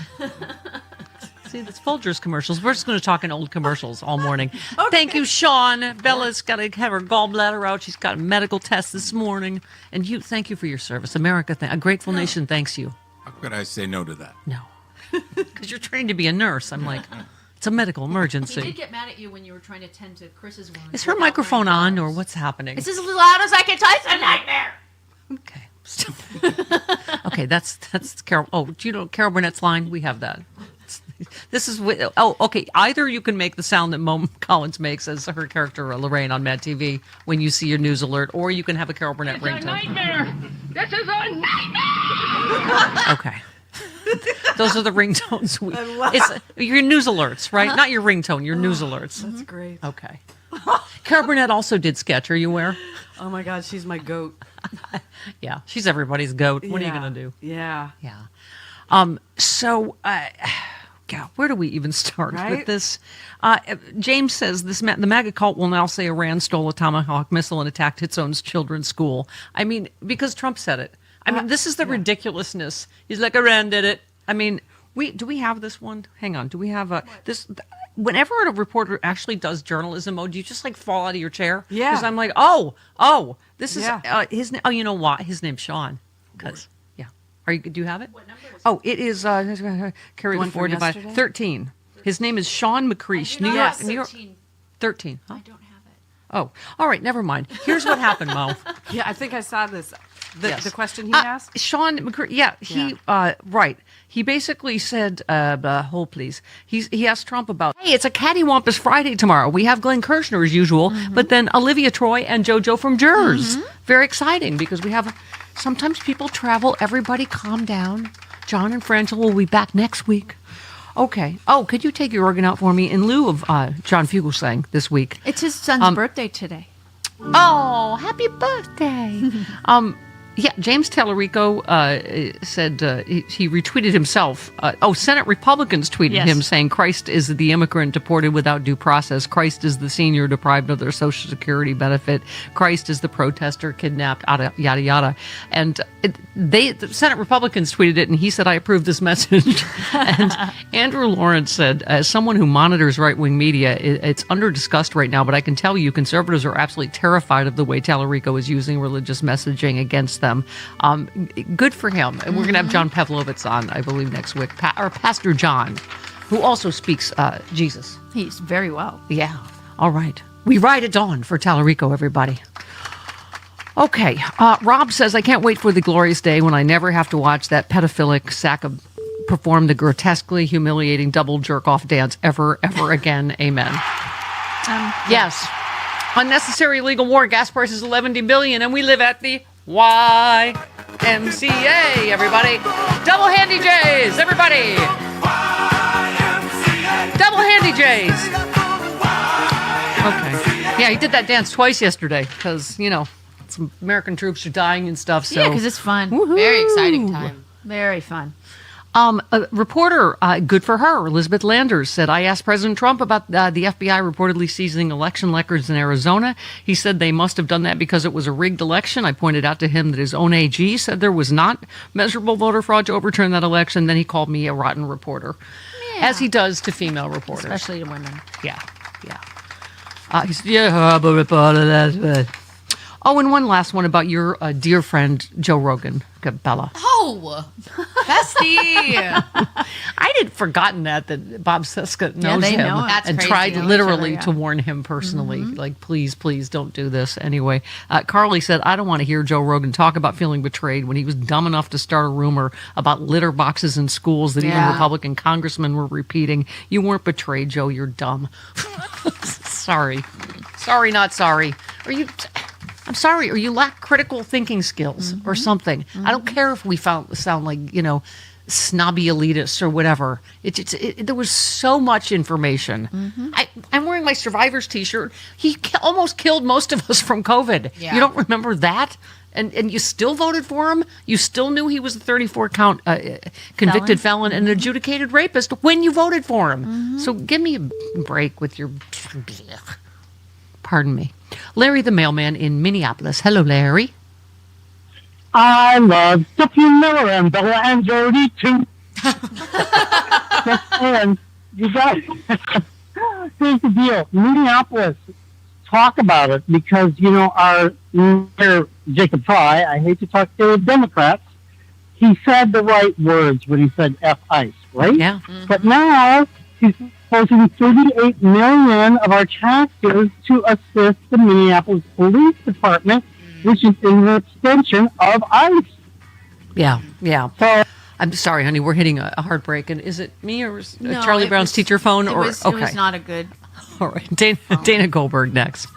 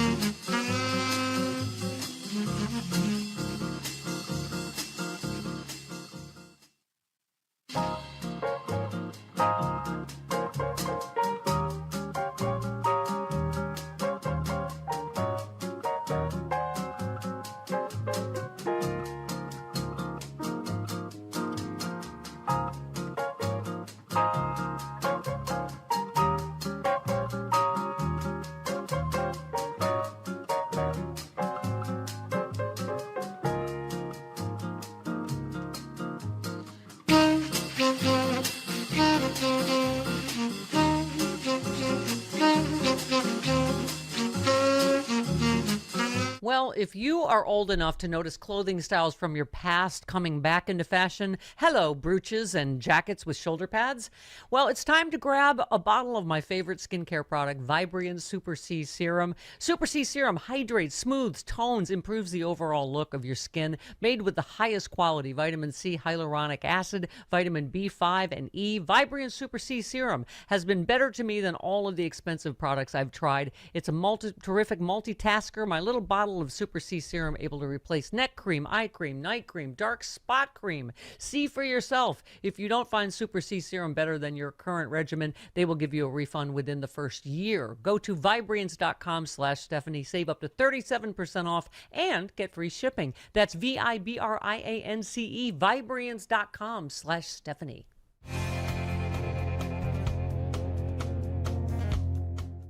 Hi, and welcome back. Just 1,045 days left to go in our countdown to liberty.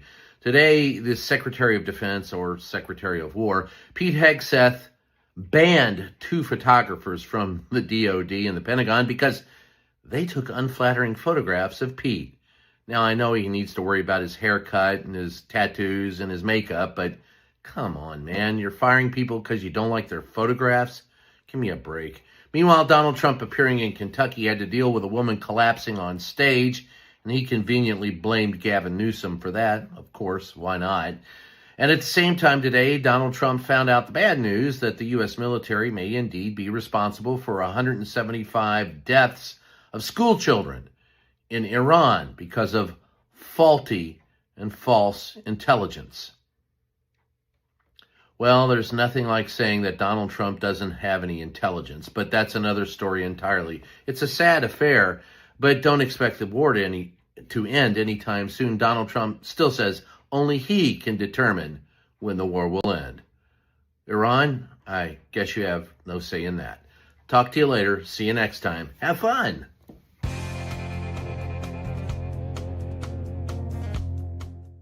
What's up? This is Clay Kane, and this is my book, the New York Times bestseller, Burn Down Master's House. This book is historical fiction based on real people who fought back. These are stories you need to know. In this time, in this era where our history is being erased, we need to see stories of resistance. Remembering is an act of resistance. You can get the book wherever books are sold, but I encourage you to go to your local bookstore. You have Uncle Bobby's in Philadelphia. I'm a hometown boy of Philadelphia. You have Strand Bookstore in New York City, Little City Books in New Jersey, bookstores all across the country. Support your local bookstore. This book is about community. This book is about coming together. This book is about tying the thread, tying the connection of who we all are as a people. There could be a house in your life you got to burn down. There could be chains in your life you have to break. And this book is the blueprint. Burn Down Master's House by Clay Kane. We have now reached the point in which Trump has been swimming with the fishes for a year. So not so happy anniversary. No. So unlike ours working together. Underwater is always a happy anniversary. I know. Love. So sad. He has, what, 35% approval rating? Who are Something those like people? that right Who are now. those people? Think this is all going very well. Oh, very well, very well. Okay, here she comes right before the drone hits us. By a wild pack of Jews, here's Dana Goldberg. Goldberg's here. Gold. Ha, ha, ha. For one of the top 5 funniest lesbians in America. Goldberg's here. I'll stick with you, baby, for 1,000 years. Nothing gets better when Dana's here.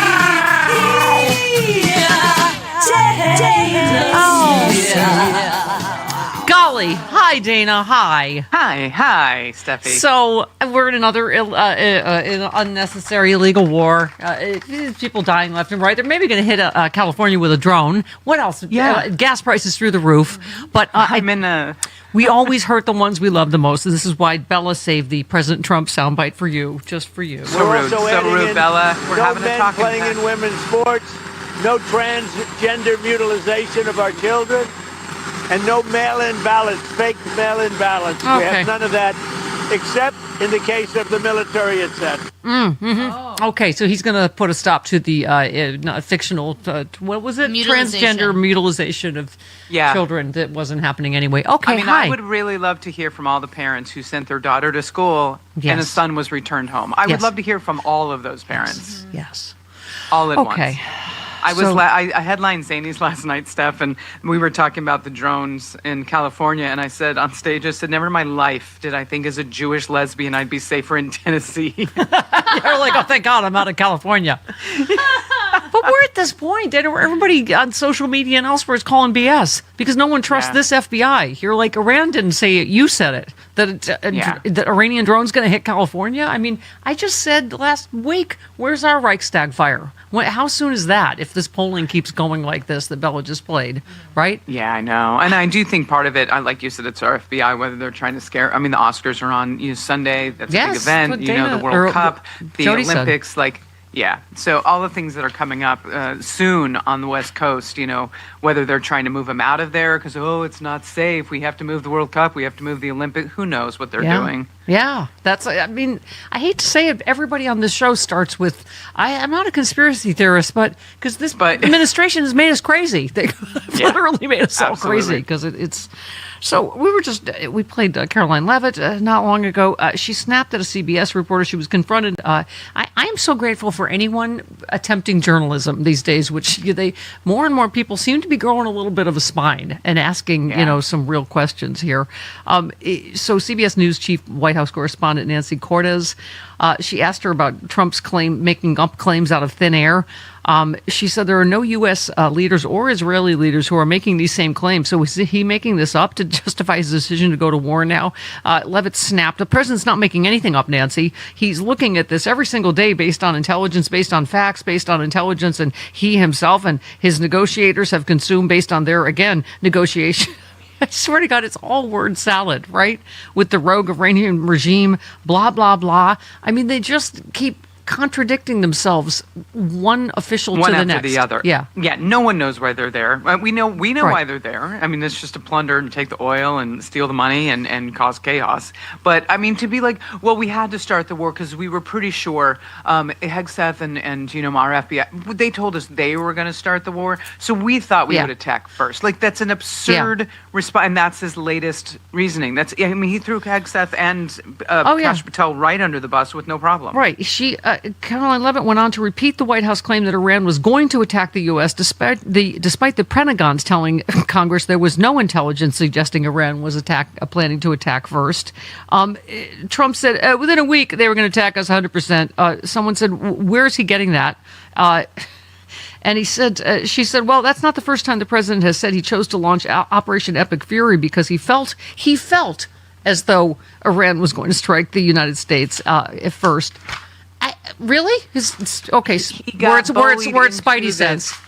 He got bullied into this war, blackmailed into this by Bibi Netanyahu because he probably threatened to release tapes of the president of the United States with children. Yeah. He was bullied into this attack. Yeah. She said this was a feeling the president had based on facts. No, the facts say the Pentagon said there was no intelligence. I would agree. There is no intelligence anywhere in the White House. Yes, anywhere to be found. He said, I thought they were going to attack us. I thought they would do this if we didn't do it at the time we did it. I think they had a mind to attack us. Oh, I see. Now you're also Kreskin. Now you also can read their mind. And they were I saw the thought bubble. I mean, Bibi Netanyahu has tried to get several presidents to do this, and Trump is the only moron that did it. And like I said, I think there's blackmail. I think they threatened to release. And Jeffrey Epstein and Bibi Netanyahu have so much communications in the Epstein files. They were in massive communication. If you don't think all this is connected, you are not paying attention. And now you've got Iran literally tweeting, "Hey, America, your president's a pedophile," and any lie detected. I mean, this is who we are to the world now. I mean, it's... So let's go on our bag of rats, shall we? Trump's war in Iran fractures MAGA media. Trump's war in Iran has sparked a heated fight in conservative circles. Fight. Big bag of rats. You're all equally awful. Pitting some of Trump's most ardent supporters in the media against GOP lawmakers who are backing what critics argue is a conflict pushed by Israel. There you go. But unpopular with the American people. Among the loudest opponents, Tucker Carlson and Megyn Kelly. Oh, God, Dana, the people we find ourselves in bed with. It's really... I mean, I know you've questioned my choices before, but listen. I mean, for the people you normally find yourselves in bed with, this is way worse. I I'm that person that tweets too many memes. What did I send all my friends? Me falling for someone new again. I have to waiting to check with the team first because I'm not in charge due to my past decisions. Okay. Yeah. Very true. Carlson personally lobbied Trump against attacking Iran. Megyn Kelly said, I mean, Sean Hannity is Lindsey Graham by a different name. Oh, the insults they're throwing around. It's amazing to me to watch them cheerlead this. I mean, I've got 7 U.S. personnel dead. We've got a girls' school, 175 young girls dead in Iran. There's a serious dispute. We'll get into who's behind that. God, don't make me agree with Megyn Kelly. Graham has often stepped beyond White House statements. He said, did you hear him say we're going to get on our knees and we're going to blow? We're going to be on our knees. We're going to blow the hell out of these people. Yeah. Best money. I don't know why he sets himself up like that every single time. But did he have like advisors going, no, Lindsey, don't. Well, he sounds drunkleton every time he's on the air right now, too. I know. That's there was a story about a Republican talking about his drinking, but yeah, he seems blasted on Fox News fairly often to me. I don't know. I don't know why Fox News doesn't have a breathalyzer when you walk in, but they can't. Half of their staff would get fired immediately.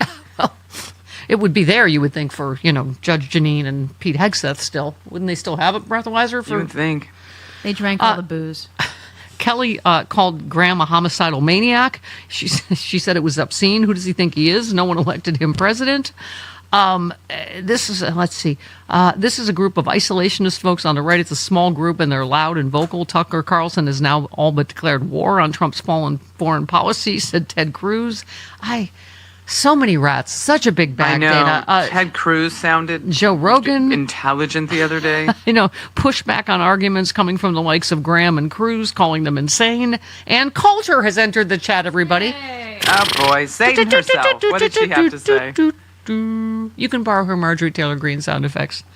And Coulter has cantered into the chat.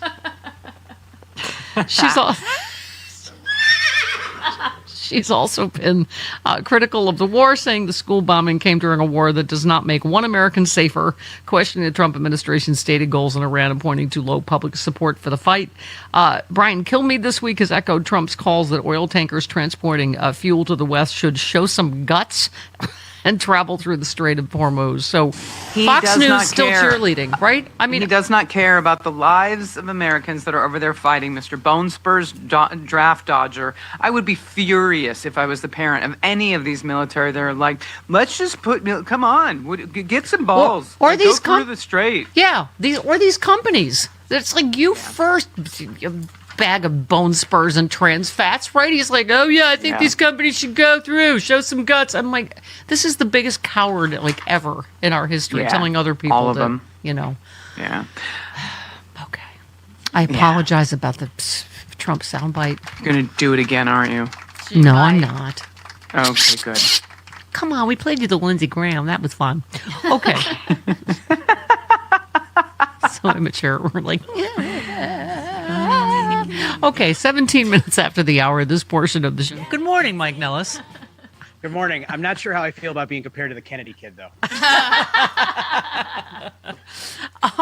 Mike, I am, as usual, I'm telling you, this is how I fell in love with you.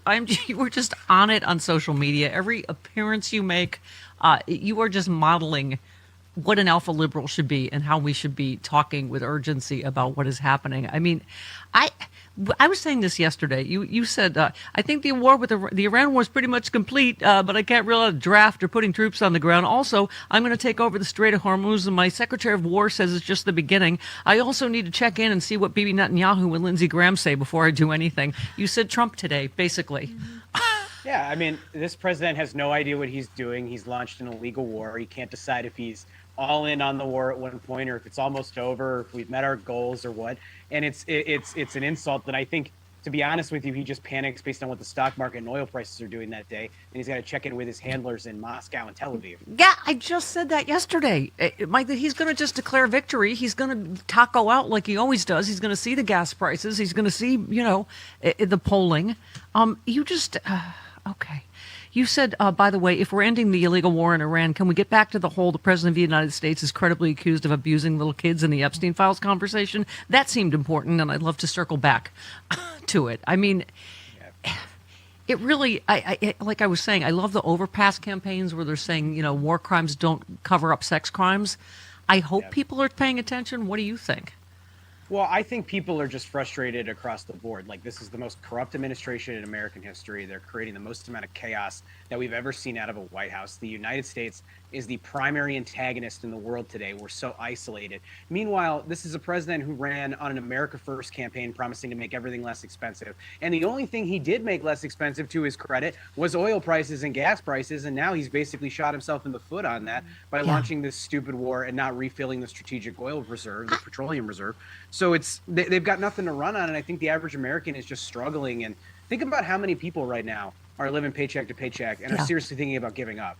And it might be that filling up their gas tank this week is the thing that pushes them over the edge. Yeah. And Mike, thank you for that, because it's so much incompetence to cover, but you hit all of it, man. You said, seems it should be a bigger story. The Trump administration just forgot to refill the strategic petroleum reserve before starting in another illegal war in the Middle East. I mean, this, and this is saying something, but this seems like the most badly conceived and planned and executed quote unquote war ever. Doesn't it? Well, it's poorly conceived because we were dragged into it. Israel essentially dog-walked the United States into this military conflict. And I don't know if you saw, Barack Obama's Secretary of State did a podcast this week where he talked about how Israel called up Barack Obama and his administration. They said, we're going to attack Iran. We're going to go in. We're going to do it. You better be with us. And they went, no, we're not going to do it. If you're going to do it, it's going to be by yourself. And Israel backed down. The difference is Barack Obama had the courage of his convictions, and Donald Trump doesn't believe in anything, and he's so weak that he allowed the American military to be dog-walked by an ally of ours, which is just a tremendous mistake. Yeah, he's a corrupt, easily bribed idiot. You're right. Netanyahu's been waiting for this president all his life. So's Putin. I mean, they can't believe their luck, right? Well, I mean, all three of them are in the same mold, right? They're both incredibly corrupt. I mean, Bibi Netanyahu is on trial right now. Donald Trump keeps begging the prime minister of Israel to give him a pardon. Netanyahu refuses to schedule an election in Israel because he knows that he'll lose that election. So I have a ton of love for the people of Iran, the people of Israel, the people of Palestine, because I think that it isn't the individual people who live in these countries that are creating these conflicts. It is these governments and these failed leaders who are disinterested in doing anything to help ease these conflicts and improve the lives of the people in their countries. And that includes, by the way, the president of the United States, Donald Trump. I mean, how does it feel to be an American right now? And all this is in our name. What do you think, Iranians? We just blew up a school full of their schoolgirls, and when they watched our president lie that they did it. I mean, we're raining acid rain on them right now. That's another war crime. That's chemical warfare. And we replaced a far-right Khomeini with a younger far-right Khomeini. What have we effing done for them? Nothing. Yeah, by the way, the new Ayatollah has plenty of reason to hate the United States, given the fact that we killed his parents, his wife, one of his kids, attacked his country. Like, again, I don't have any love for the Iranian regime. It oppresses its people. It is not filled with good people. But sometimes you got to make a determination on what's in the best interest of the people of Iran, but also the people of the United States, and you got to make smart choices.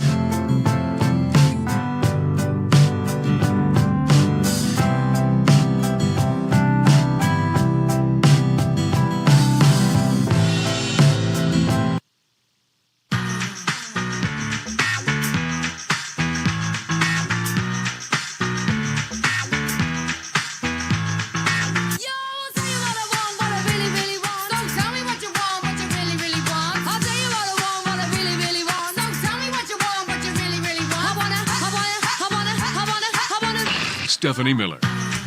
I want Dana Goldberg. That's what I want, y'all. I'm here. You have me. 22 minutes after the hour. If I had a nickel for every time I heard that, Stephanie, I'd have at least a quarter. Time for a love letter from our beloved Kelly House. Kelly says, you just give and you give, plus your eye candy. Thank you, Kelly. Mama, dear goddess, we're lucky that you even perform for us. That is true, Kelly. Not only do you continue to be extremely entertaining as we all go insane, me too, but yesterday you brought props while Malcolm, a commode and a surprise Jody and Bella as you fled the scene. I did have a major gastrointestinal event during the Malcolm. It was very terrifying. There's all our usual stress, Dana, on top of... I've never seen anyone enact the entire Pepto-Bismol commercial live, but you pulled it off. Emmy-worthy live action while still smoking hot. You're just too good for us. Thank you, Kelly. Thank you. We are unworthy. I just want you to know I see you, I appreciate you, and your talented improv. How am I coping? Exercise, drinking minimally, and you. Aw, thank you. And America apparently thanks me for my service, even during... Seriously, I don't know how... Oh, I'm sorry. Bella's peeling up my... Okay.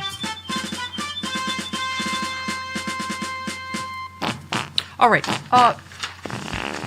Dana, we've been asking everybody seriously how they're coping with this stress, because I seriously was in already just distress from the news cycles, and then Malcolm said a bunch of terrifying things.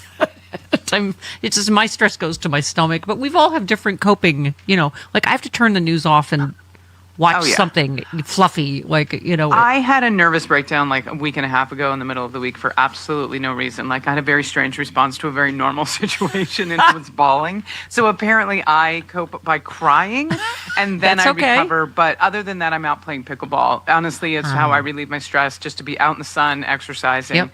That's what I do. My bike club, I know, and hiking with my doggies and whatever. I gotta try me that pickleball. Everybody's doing that there, pickleball. Oh my God, you think would be addicted to it in a heartbeat, and you would love it. I also think you'd be very good at it. You're very athletic. Oh, I thank you, Dylan. That's saying something for whose car is a rolling Big Five sporting goods store. That's right, but I'm telling you what, if you're ever on a pickleball court and like a 90-year-old woman walks up with one leg and the knee brace on the other leg and no eyes, she's going to whoop your butt. So just get off the court. The first time I went out to Dana's car, she opened the back and like literally a basketball and a catcher's mitt rolled out. Bowling ball. I was like, what else is in here? I've got things to do. I need to stay active. Okay. Maggie in Massachusetts, you're on with Dana. Hi, Maggie. Hello, all. Two things. First, absolutely send Lindsey Graham and Barron Trump over to Iran, but also Kai Trump. Yeah. She's old enough and clearly has plenty of time on her hands. Yeah, there you go. Absolutely. And second, this thing with Pete Hegseth and America being a Christian nation. Are we a Catholic Christian nation, an Orthodox Christian nation, a Lutheran Christian nation? There are 300 and some types of Christianity in the U.S.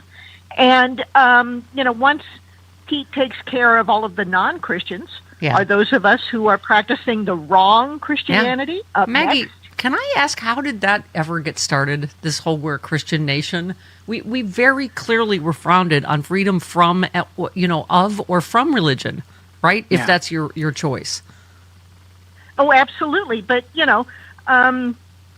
it's part of this whole campaign, and getting the moral majority created. Politico in 2014 did a great article puncturing the myth of the religious right and how it came about, and it goes back to Paul Weyrich and the Heritage Foundation. Yeah, and taking advantage of that. And in Massachusetts, we have a history of the powers that be persecuting everybody they thought were practicing the wrong Christianity. Yeah. No, I mean it's. I also don't. Dana, I don't understand why people don't remember Jesus was Jewish. Like why? Yeah. I mean, this is the guy that you're totally propping up for Christianity. Is anyone giving Netanyahu a heads up that the rapture doesn't end well for the Jews? I'm just saying. I mean, and he was a great carpenter, but he didn't come back to life. I mean, my God. Yeah. Literally, my God. Yes, literally. And yours, apparently. I don't know. Don in Denver, you're on with Dana. Hi, Don. Good morning, beautiful people. How's it going? Hi, go ahead. Hey, you know what? Let's not. It's kind of too bad that all of us have to be lumped in with bad Americans, because the majority of us, myself included, we voted against Trump all 3 times he ran. So it's too bad we have to be lumped in as bad Americans. And let's not forget what Malcolm. I was thinking that all this generational hate that's going to be directed at us. He was never any.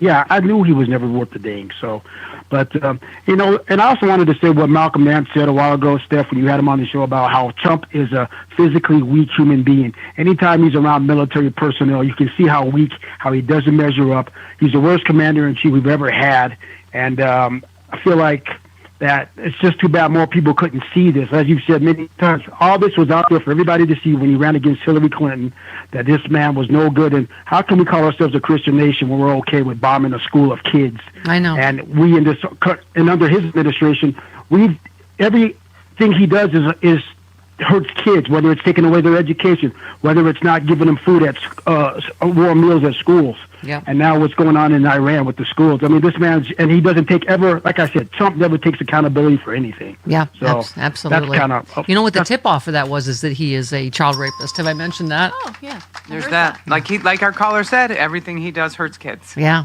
yeah. Alina Habba. Bless you. Thank you. Trump's favorite lawyer, Alina Habba. Bless you. Thank you. Has left her husband to focus on the MAGAverse. Oh dear. Can I have my Imperial Clown Car, March, please? I can't. It's too late. She's divorced her husband and purchased a home right next to Mar-a-Lago. Shocker. Hey, these people. Okay, we're going to tell you a shoe story when we come back, Dana. It's fantastic. Okay, I'm ready. All right, 29 minutes after the hour.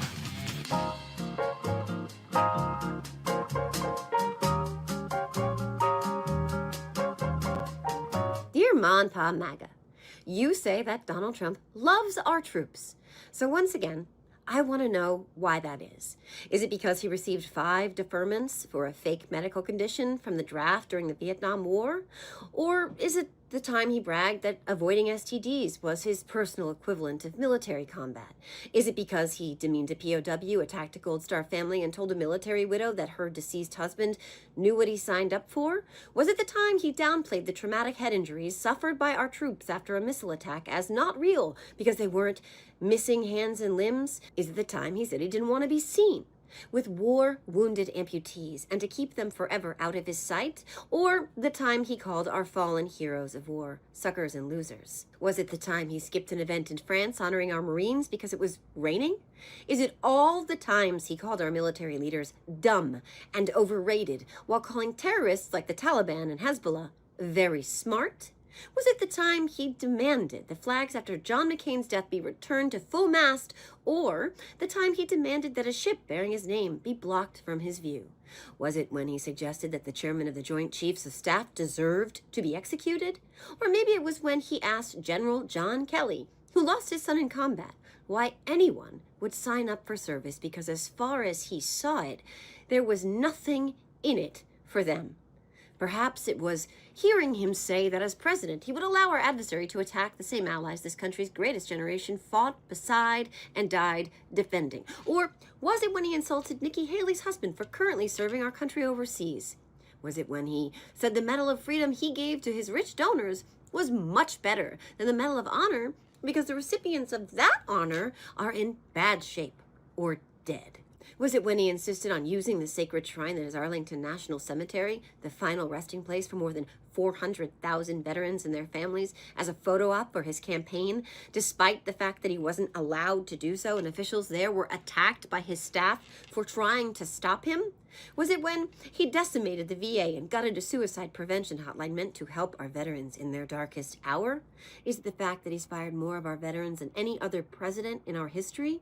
Or was it when he skipped the dignified transfer of the 4 soldiers who died in Lithuania so he could host a glittery gala at his gilded golf motel for the folks who funded 9/11? Was it the time he droned on and on about trophy wives while wearing a MAGA hat to the West Point graduation? Or the time he talked about the Olympics and the World Cup on Memorial Day at Arlington National Cemetery? Or was it when he called for the execution of several Democratic lawmakers because they made a video reminding service members to refuse unlawful orders? Which of those things makes you believe he loves our troops? Which one? Because he just sent 4 of our service members to their deaths for an illegal war he never justified, never explained, didn't seek congressional approval for, and has no plan to extract us from. The guy who promised you he was the one to end all foreign wars is using our troops as props in a deadly game that is undoubtedly lining his pockets while making all of us far less safe at the same damn time. And I just don't understand how you don't see that. So what is it? Because for the life of me, I can't figure it out. And I'd really, really love to know.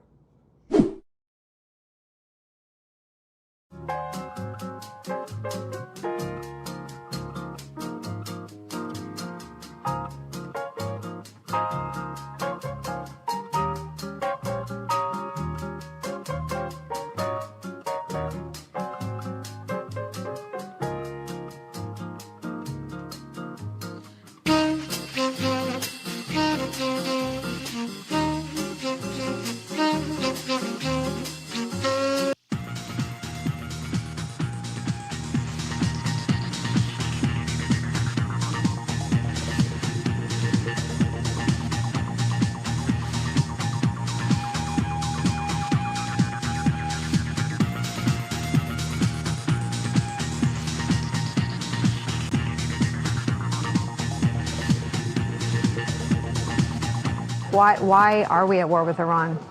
Great question. Yeah, great question. I mean, the simplest explanation, might be the one that they gave 24 hours in, that they've kind of tried to backtrack since then, which is that Israel made us do it. That Bibi decided on this timeline, Netanyahu decided he wanted to attack, and he convinced Trump to join him by scaring Trump into believing that U.S. assets in the region would be at risk, and so Trump was better off just joining Netanyahu. Great minds think alike. Dana Goldberg just said that, Senator Chris Murphy. Stop stealing Dana Goldberg's act. I know Senator Murphy did leave out the blackmail part, but everything else is right on there. He went on. He said more, didn't he? I think he did. Oh, please. Yeah. So. I hope that isn't the full explanation, but you're right. As we are now hearing that the nuclear program is not part of their targeting campaign, as we're now more confident that even harder line leadership is taking hold, as the Strait of Hormuz is still being shut down, even as we get their Navy, what's left as the explanation? It might just be that Israel forced our hand. And how weak does that make the United States look? How weak are we if our allies can force us into wars of choice that are bad for U.S. national security interests? Everybody's used the phrase that we're being dog walked by Netanyahu. Yeah. And I was, as a big dog lover and walker every day, I'm like, yeah, of course we don't know.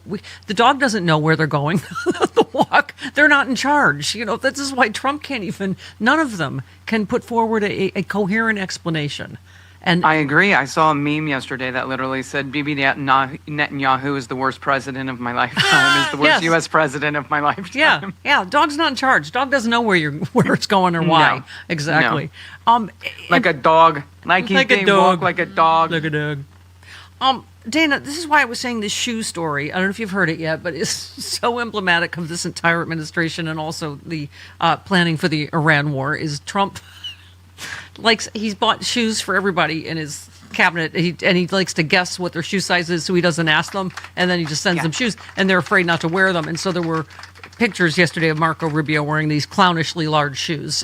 There's a picture of all of them wearing the shoes, and I'm like, did they come with the lifts in them too, or is it just the black shoes? All of them have it on. Okay. Just like, jack boots, just, there needs to be uniform footwear in most fascist. Right. Fran said, beautiful glamour, Stephanie. Oh, thank you. You didn't have to say that. Thanks for holding down the fort with no Chris and Bella on injured reserve. Bella is really playing hurt this week, ladies and gentlemen. We've got to get that gallbladder out. I heard that stupid story about the stupid bag of trans fat buying shoes for his cabinet members. We are literally in the dumbest timeline. Love you, Steph. Keep doing great things. Fran, Dana, must also our fascism be so dumb and clownish I also hope that those people who took the shoes scan them for bugs, because I could totally see Donald Trump bugging the shoes to see who's talking about him behind his back. Like, I bought you a pair of shoes, I bought you a gift, I'd really like for you to wear them all the time. All right, listen, we have to look at all the silver linings we can. Jeremy Carl, that guy, the white nationalist supremacist douchebag. Trump's pick for a top State Department post announced he will be withdrawing his nomination after a poor performance at his Senate confirmation hearing. I mean, I gotta say, Dana, when the whining about why aren't Democrats doing it, Democrats are doing a great job. They got Kristi Noem fired. That hearing was so brutal and she was so awful that and because Trump doesn't care about competence, he cares about how he looks bad, and that she made him look bad, right? Oh, also, I absolutely. By the way, cue the bag of rats again, because hold please. Okay. What?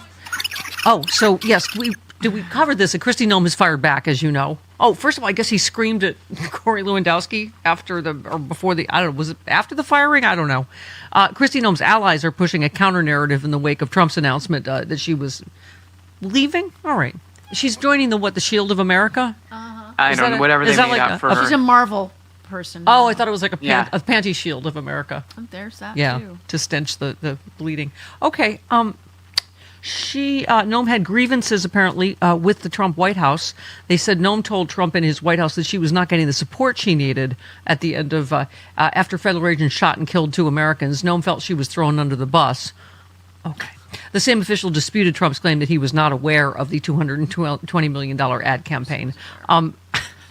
So they're just, I mean, this is going to go on. This just, back and forth. And what was the new reporting that she used money? That was hard to believe. To take dogs to the Ritz or something like that. I was that's a story I won't believe. That Kristi Noem was nice to dogs? Yeah, he had something about that. He didn't send it to me yet. Oh, Carl Frisch said something about that, yeah. She was probably delivering them to someone who wanted to do something with the dogs. I mean, it's not like she was just taking care of the dogs. They're like, your shipments arrived. Were they sir. Dalmatians? Were they puppies by any chance? Get all right. those puppies! Yeah, it's so, and yesterday was the Pete Hegseth spending all this tons of money on, with steak and lobster and blah. This is so let them eat cakey.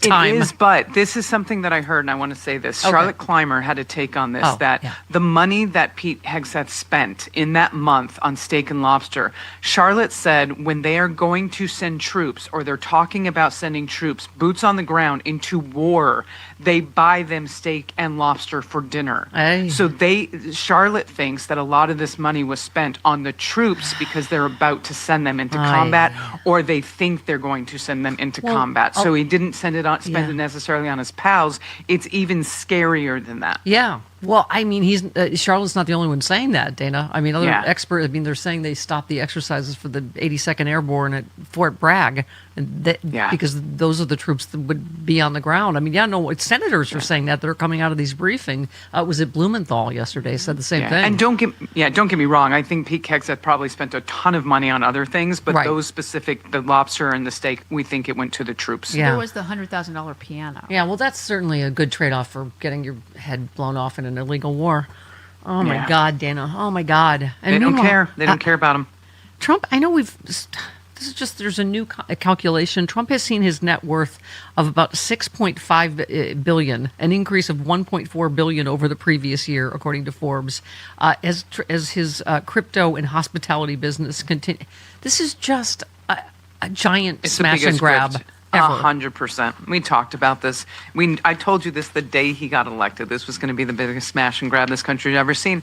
And because they are terrified of the midterms, it's going to get worse over the next 8 months or however long we have before the midterms.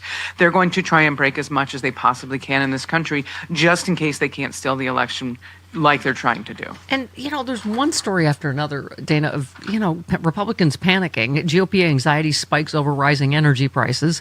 The economic fallout from Trump's decision to go to war with Iran is imperiling GOP legislative sales pitch ahead of the midterms, with energy price spikes threatening at least some of the pocketbook gains Americans had been seeing. Blah, blah. Let's see. The impact of household costs attributable to current crisis could erase tax benefits for at least the bottom 30% of Americans. Of course, I mean, Iran's threatening $200 an hour, a barrel oil. I mean, we're already way blown through $100 a barrel. We're almost at $6 a gallon up in California. I mean, I don't know what it is in the rest of the country, but downtown it's put over gas $8. in my car the other day. Yeah.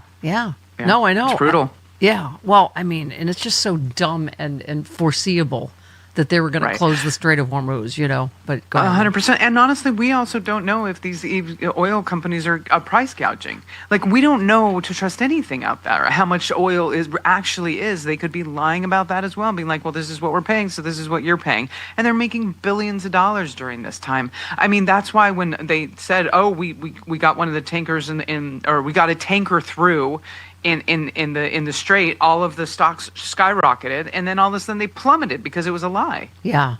Can I say, this story is disturbing on a number of levels. We've been talking about Epstein and, the obviously blackmailable nature everybody. of Donald Trump. Yeah, but this headline yesterday is pro-Iran propaganda network gains traction with posts about Epstein. So in this case, it's a fake video, but of Trump and little girls and Epstein and whatever.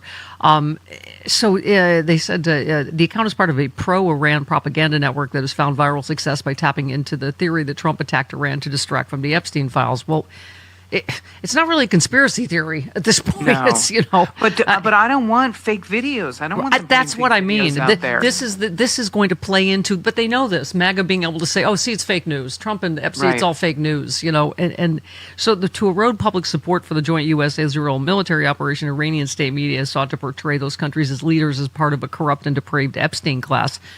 The problem with all that, Dana, is that's absolutely true. But then they accuse us of being they accuse us then of being pro-Iranian terrorists. If we we don't need your AI help. Thank you very much. We got this one down. They're all in the files. They're sitting in the Department of Justice. Well, and then when actual videos come out, that's what it'll say. Oh yeah, this is put out by Iran. That's AI. You know.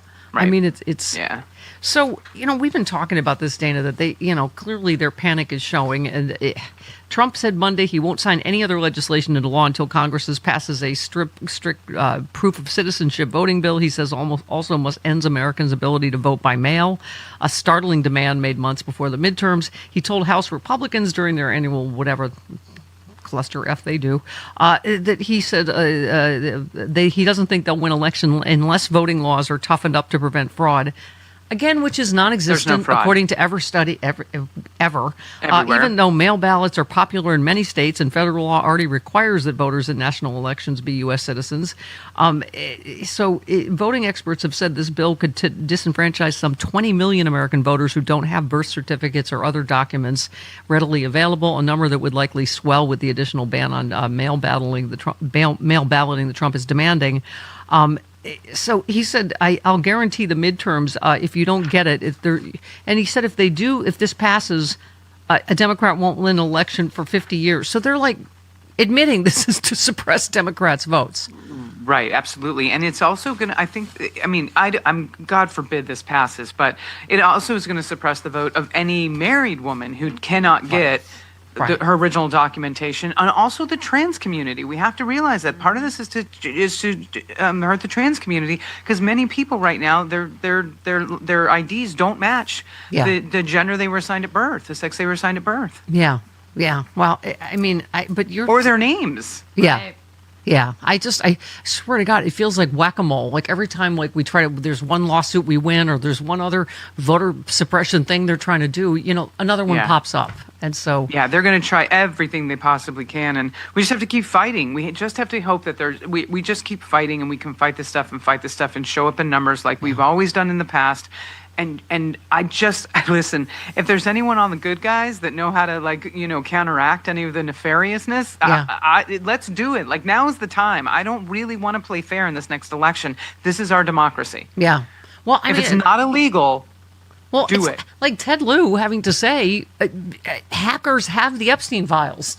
So as if Trump could be a bigger blackmail threat already, but it is a national security threat that they're out there.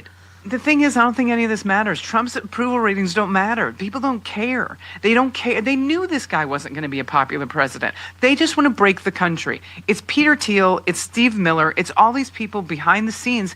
They don't care if his approval rating is 12 because he's not going to be president again. They want to break as much as they can and then possibly steal the midterms. That is their goal. They don't care. It took so much for me not to curse right now. They don't care if his approval rating is a 1. They don't care. Because he's not running the country. I feel like you're all backed up now. I'm going to let you during the commercial break. We're just going to turn this into a loading dock. And then. All right, appreciate that. Okay. 47 minutes after the hour of this morning. Good morning, Senator. Good morning, Stephanie. Who is running to be the next governor of the great state of Wisconsin, which we love so much. So, Senator, this seems like it was made up. She, a lifelong Wisconsinite, Keldon was born in Marshfield, spent her early years in rural Terrell County, where her family lived in a one-room schoolhouse they remodeled. Her dad spent his career in law enforcement, her mom a social worker, her stepdad an environmental lawyer. Taught her to find the good in people, take every chance to help others, follow her passion for public service. For over 2 decades, you have devoted your career to making change for everyday Wisconsinites. Is that all made up, or is that true, Senator? That's true, and I had a pet goat as a child. Because of course you did. Because what's more adorable than baby goats? So talk to us a little bit about your campaign. We launched the Sexy Liberal Tour in Wisconsin to recall Scott Walker and the Republican 8 when all that started. And here's Wisconsin, the birthplace of unions. So talk about your fight for everyday Wisconsinites that you're running on. Wisconsin has a great progressive heritage. It has just been buried by 16 years of right-wing gerrymandering. But that's coming to an end. And I'm running for governor because I know that I can help usher in this new progressive era, where workers have power, people have money in their pockets, we can lower costs and expand health care, and protect our fundamental rights at a time when they are under attack by this authoritarian regime.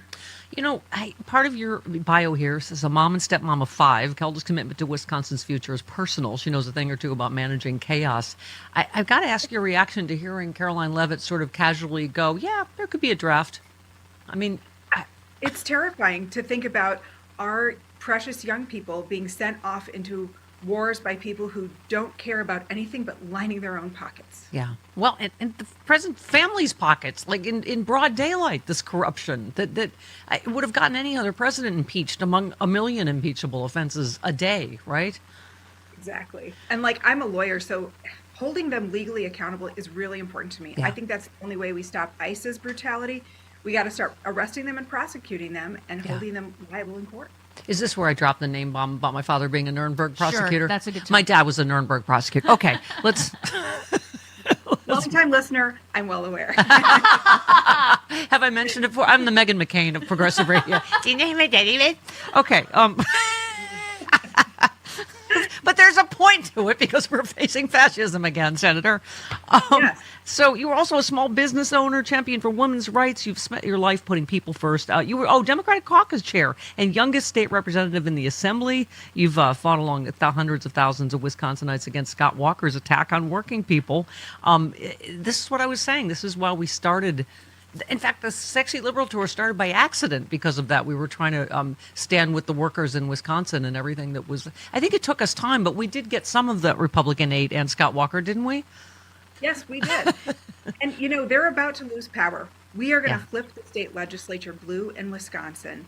And that's going to be essential if we're going to hold the line on our democracy nationally. Because every scheme Donald Trump is plotting is going to run right through Wisconsin. She's also been a leading voice for reproductive freedom for over 2 decades, director of a statewide pro-choice group, which helped pass Wisconsin's first pro-choice law in 3 decades. There's not enough analogies, is there, for people saying, I feel like we're waking up in some combination of Handmaid's Tale and Hunger Games every morning.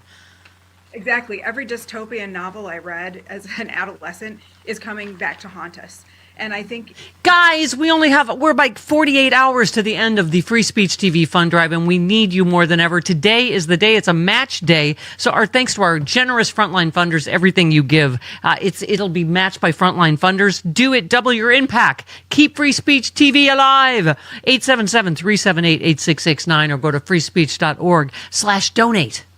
Good morning, Senator. Good morning, Stephanie. Who is running to be the next governor of the great state of Wisconsin, which we love so much.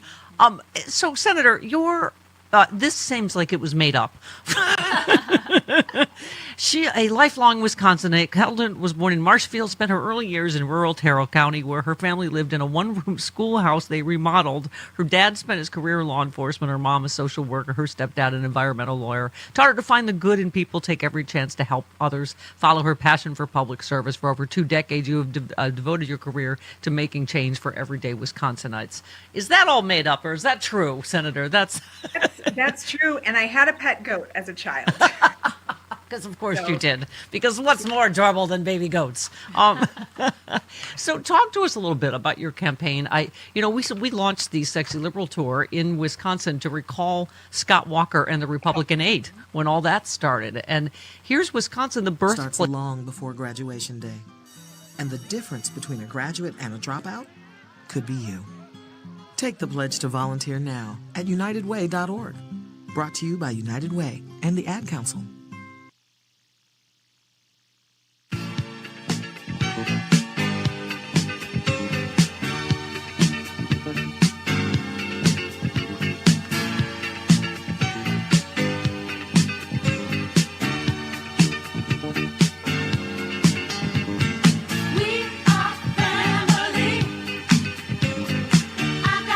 Stephanie Miller. I got all my sisters with me. Dana Goldberg is here. Body DG Comedy on all the socials. Hey, to our point about election, Dan Bongino, I'm telling you, everything is projection, Dana. He said, listen, I know you guys want to cheat in elections. Hello, Captain Obvious. Anyone in the chat have any doubts? Anyone have any doubts the Democrats want to cheat in the elections? So this is why he's trying to justify sending ICE to polling stations. I mean, right. Like I say, every single thing at this point is a what do you call it? Confession. Projection. Yeah, that too. Yeah. Yes. Projection, confession, all Jinx. of it. Yep. Okay. They accused, they did. They accused, they did. But we were saying too, like, I don't understand them putting on the clown shoes for this. He will throw them under the bus at a moment. So the Kristi Noem firing, CNN's Harry Anton was talking, it was the polling. He said the American people wanted her fired. They wanted her removed. She was a political nightmare for the President of the United States. Overall, last month, Quinnipiac found the majority of Americans wanted her to adios, amigo, goodbye, see you later. Among independents, you can see it right here, 62% wanted her kicked to the curb. He said, my goodness gracious, which we just love Harry Stars Anton. and garters. And an issue that independents had trusted Donald Trump over Kamala Harris on, and Kristi Noem's efforts, simply put, crushed Donald Trump on a key issue for him. He has no loyalty to anybody. So the fact that they continue to humiliate themselves and wear the wrong size shoes for him tells you everything about how we got here. It is really, that is absolutely bizarre. I don't know if they're just testing them at this point, but I don't understand why they would just say no. Like, just say no, thank you, or give them to somebody that they would actually fit. Yeah. Yeah, I don't. What is it? Frank Conniff said that, right? That we're at this illegal war because not one person has. Don't thank you, Mr. President, sir, but I wear a size 9. Like, they can't even. Right. They don't even have the courage to say that. No. Yeah. So we were talking to Dr. Doom about Anthropic standing up to Trump, and here we go on cue. Trump is plotting to punish Anthropic. After its CEO blasted him for demanding dictator-style praise. Sources said that the White House is preparing an executive order to instruct the government to completely remove Anthropic's AI model from all federal operations. The move would escalate the Trump administration's battle with Anthropic. The Pentagon has already designated them a supply chain risk in an unprecedented step that will cut off Anthropic's technology from Pentagon partners. On Monday, the AI giants announced it's suing the government on what it called an unlawful campaign of retaliation, arguing the company is being punished because it has refused to lift safeguards and allow the military unfettered use of its AI tool, Claude. Yeah. I mean, it's ridiculous. I mean, this is like rinse, lather, rinse, repeat, right? This company stands up, doesn't kiss the ring, and then, bam, vindictive, fill in the blank. Right. Yeah, it'll be really interesting to see, because one day this guy's going to be gone, and it's going to be before the end of his term, for natural causes. But it'll be interesting to see if the sort of retribution continues, because J.D. Vance is not a strong man in any way, shape, or form, and he's not going to. It's not going to be believable. It's not going to pass. I don't know. It'd be really interesting to see how all this goes down when he's gone, because he will be gone one day. As Liz Cheney said, he will be gone and your dishonor will remain. Absolutely. I don't always love what Liz Cheney has said, but that I do love. Mm-hmm. Oh, you mean throwing her gay sister under the bus right before her election? That would be it for Marriage Equality. Yeah, that was the one. That was the big one. You know my joke back then. I said one of them's a carpetbagger and one of them's a carpet. Sure. Hey, you know what? These are the lesbian jokes, and Dana gets it. I get it. Dana, we were talking about the midterms. These are the kind of candidates. Oil and gas magnate Harold Hamm, he's worth, I think, $18 billion, one of the wealthiest people in America, and a major Republican donor called Oklahoma Governor Kevin Stitt on Thursday night, asking for appointment to the newly opened seat there from Mark Wayne, Ricky Bobby, Mullen, Colby, Carrington, Mullen leaving. Mark Wayne. He also recently donated to Trump's ballroom project. I mean, this course he whole did. thing is just a grift every second of every day. Yep. It is wild. We don't really hear about the ballroom anymore. Is it being built? Is it not being built? Is it still there are problems with it, hopefully. a parking Really? lot? Oh, so there's just going to be Shocking. a big gaping hole there where It'll be done in 2 Where weeks. our America used to democracy be. used It'll to be done in 2 weeks. Yes, that's going to be a symbol for how he leaves America. Just a big gaping hole. No, yeah, hole. That's it. I shouldn't talk about Melania that way. Okay, hey, listen, Dana. Yeah.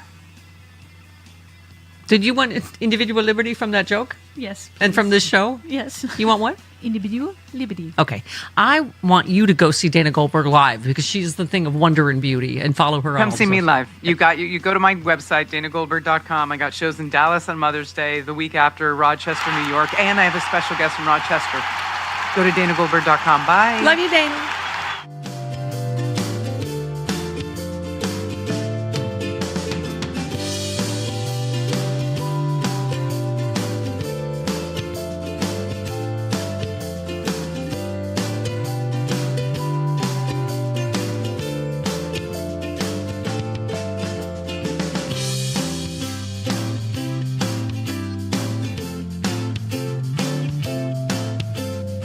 Stephanie Miller here. You do not want to miss the Tara Show with Tara Devlin. She brings the fire every Tuesday and Thursday at 1 p.m. exclusively here on Political Voices Network. Mark your calendars. Join the chat.